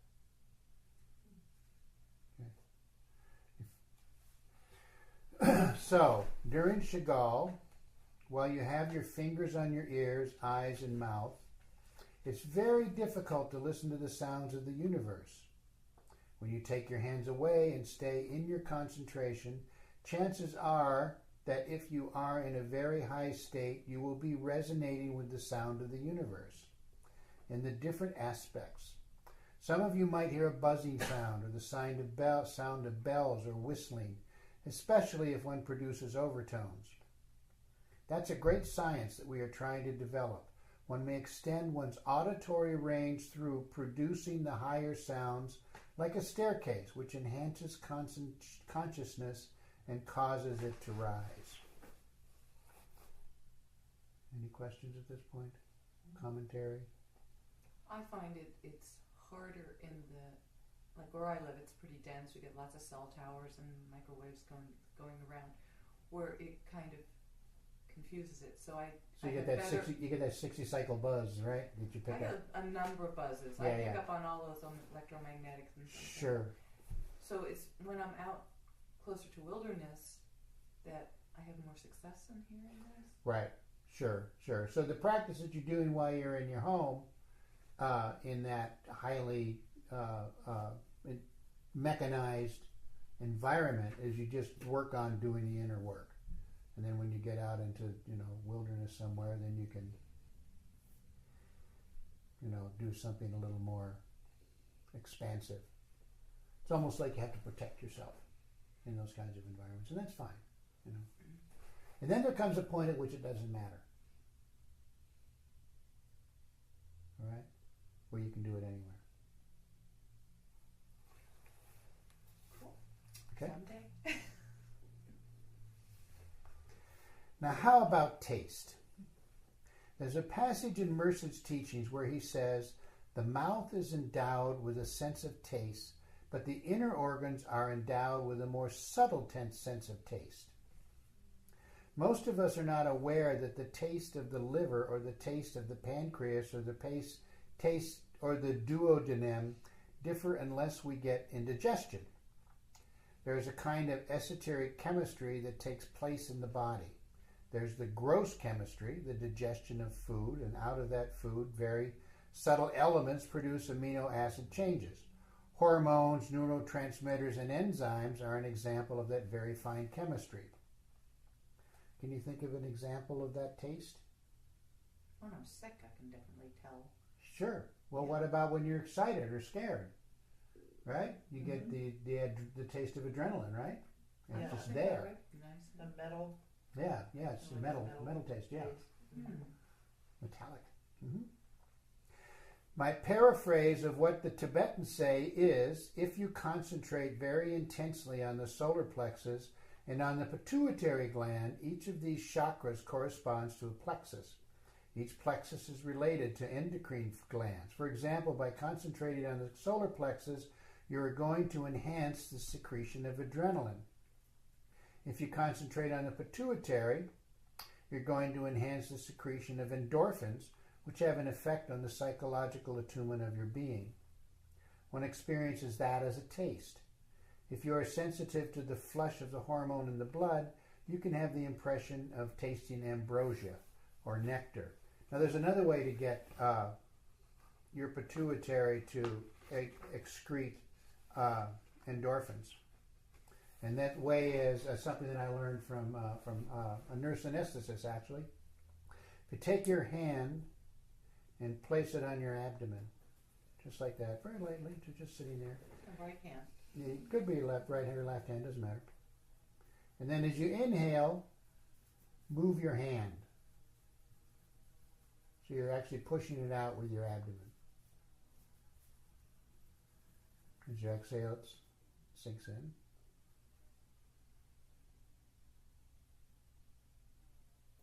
So you're using the abdominal muscles to move the hand. Well, yeah, but you're also breathing in. You actually it begins with the diaphragm. But it's not the hand pushing in and out. No. You're using you're right. You're using your abdominal muscles. What you're doing two things. The first thing is that you're getting air into the lower lobes of your lungs, which is a good thing. You want to be able to do that. And in order to do that, you have to get the diaphragm to distend. When the diaphragm distends, it opens up the lungs and causes air to go deep into the lower lobes of the lungs, okay? Now, there's two things that penetrate through the diaphragm. One is the esophagus, right, that goes into the stomach, from your throat, so on. The other is the vagus nerve, which goes from the pituitary gland down next to your heart, through the diaphragm and into the stomach. And what you're doing when you move the diaphragm like this, I did not know this until I learned this from this hypnotist, actually, who's also a nurse. You're pulling on the vagus nerve. Now, the vagus nerve's function, among other things, is to tell your brain when you're full. That's what it does. There's a little like, sensor in there of some kind. And when your stomach is full, the gut mind, vagus nerve tells the brain, I'm full. And interestingly enough, just as a side light, it's been proven that when you ingest a lot of high fructose corn syrup, it turns off the vagus nerve. So your body doesn't know when it's full. It turns off the vagus it just turns it off. Switch, like a switch. Right, yeah, it's a chemical reaction. Now, when you stretch the vagus nerve like that, it pulls on the pituitary gland, and the pituitary gland secretes endorphins. How do you feel now? Of course, you've been secreting endorphins the whole day, so I'm not sure that it... But is there a taste?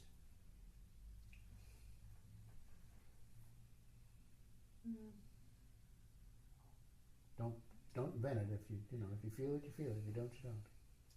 At one point, one of the breathing practices we did eliminated some pain I was having in my face.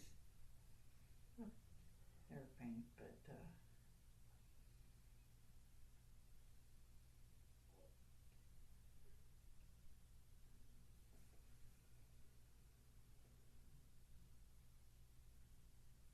how is it that is the vagus nerve connected to the pituitary? Yeah, it's connected in there somewhere. Maybe to the thalamus, which is further connected to the pituitary.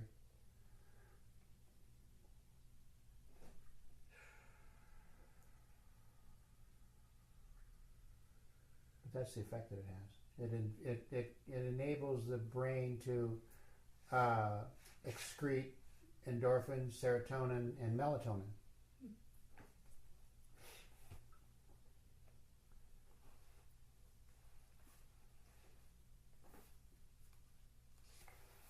Okay, so that's another thing you can do.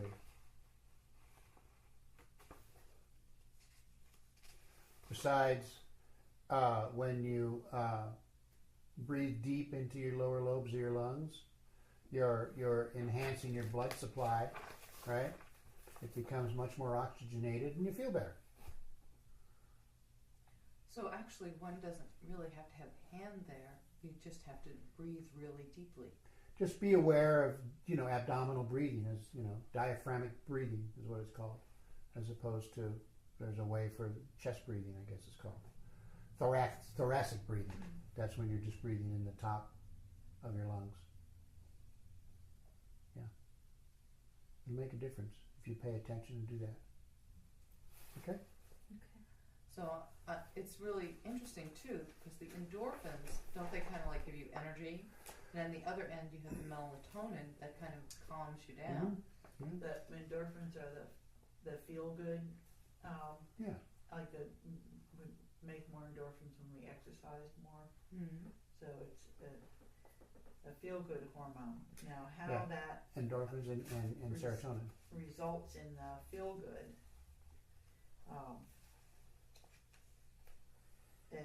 think it does have to do with some brain chemistry. I'm sure it does. Yeah.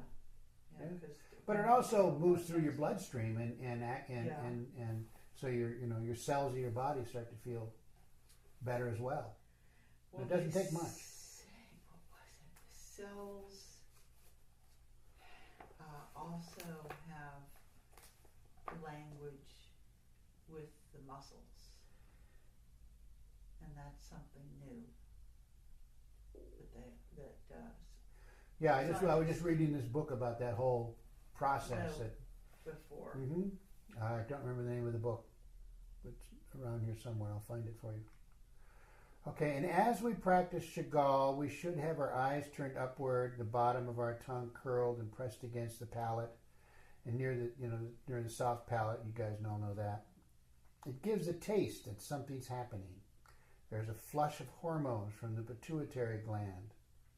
One could already say that the formation of the esoteric chemicals in the body is evidence of the transmutation of the flesh of the body into a very fine substance. If indeed the body participates in the process of resurrection, the body itself is getting finer through this concentration. So remember, place hands in position, breathe in through the right nostril, hold the breath, breathe out through the right nostril 3 times, sit quietly, and explore your experience of the more subtle senses. So why don't we do that? We'll do 3 Chagalls, and then just sit and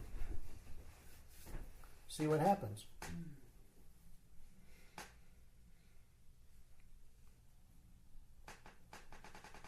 Okay.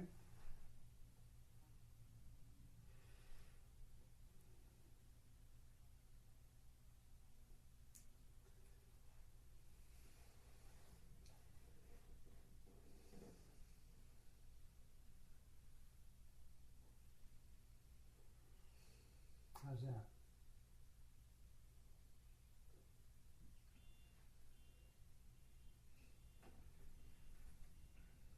I feel more present.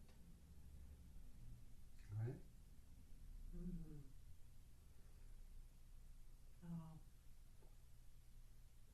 Felt like my senses engulfed my body more.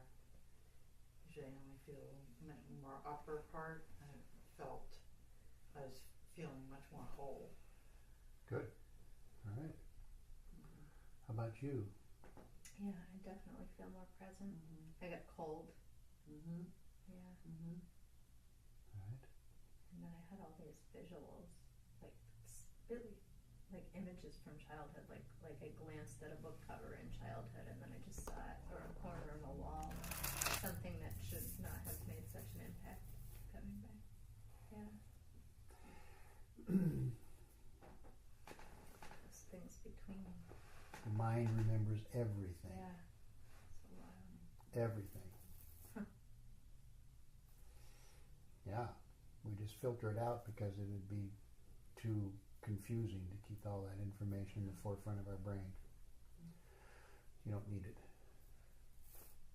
But it's there, forming you. Mm-hmm. So, let's move on to the... Do we need a break first? Yeah, maybe. Little break? We're doing Zikr. We're going to do some practices Okay. and do some zikr. Yeah, so we'll take a break first. Oh. We're all connected in ways we don't even suspect. So, as long as we were talking about overtones, let's start with Nur, which is the, in Sufi metaphysics, Nur is the first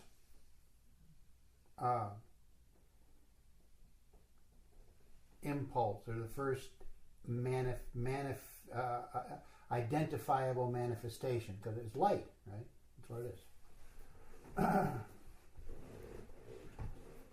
Now I want you to listen to me for a bit and see if you duplicate what I'm doing. And I don't know quite how to describe how I do it. It's like you open your throat somehow. Ya Nur, Ya Nur, Ya Nur. Yanor, Yanor. Can you hear those overtones? Mm-hmm. Okay, so let's see if you can do it. And it's not a matter of pressure, it's more a matter of how it is that you get your cranium to vibrate. Okay? You know, something to do with the back of the throat somehow. I'm sure there's somebody that can describe it and tell you exactly what to do, but I can't.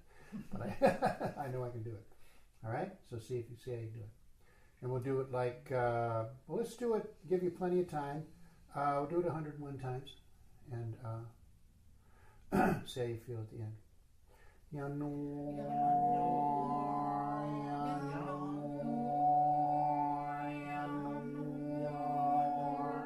Yanor,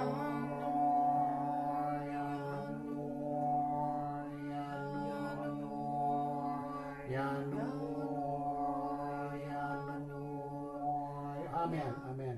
I want you to be thinking of light, that luminous intelligence, as we're that pure I was talking about, as we're doing the practice, and see how that works. Yanor, Yanor, Yanor, Yanor, Yanor, Yanor,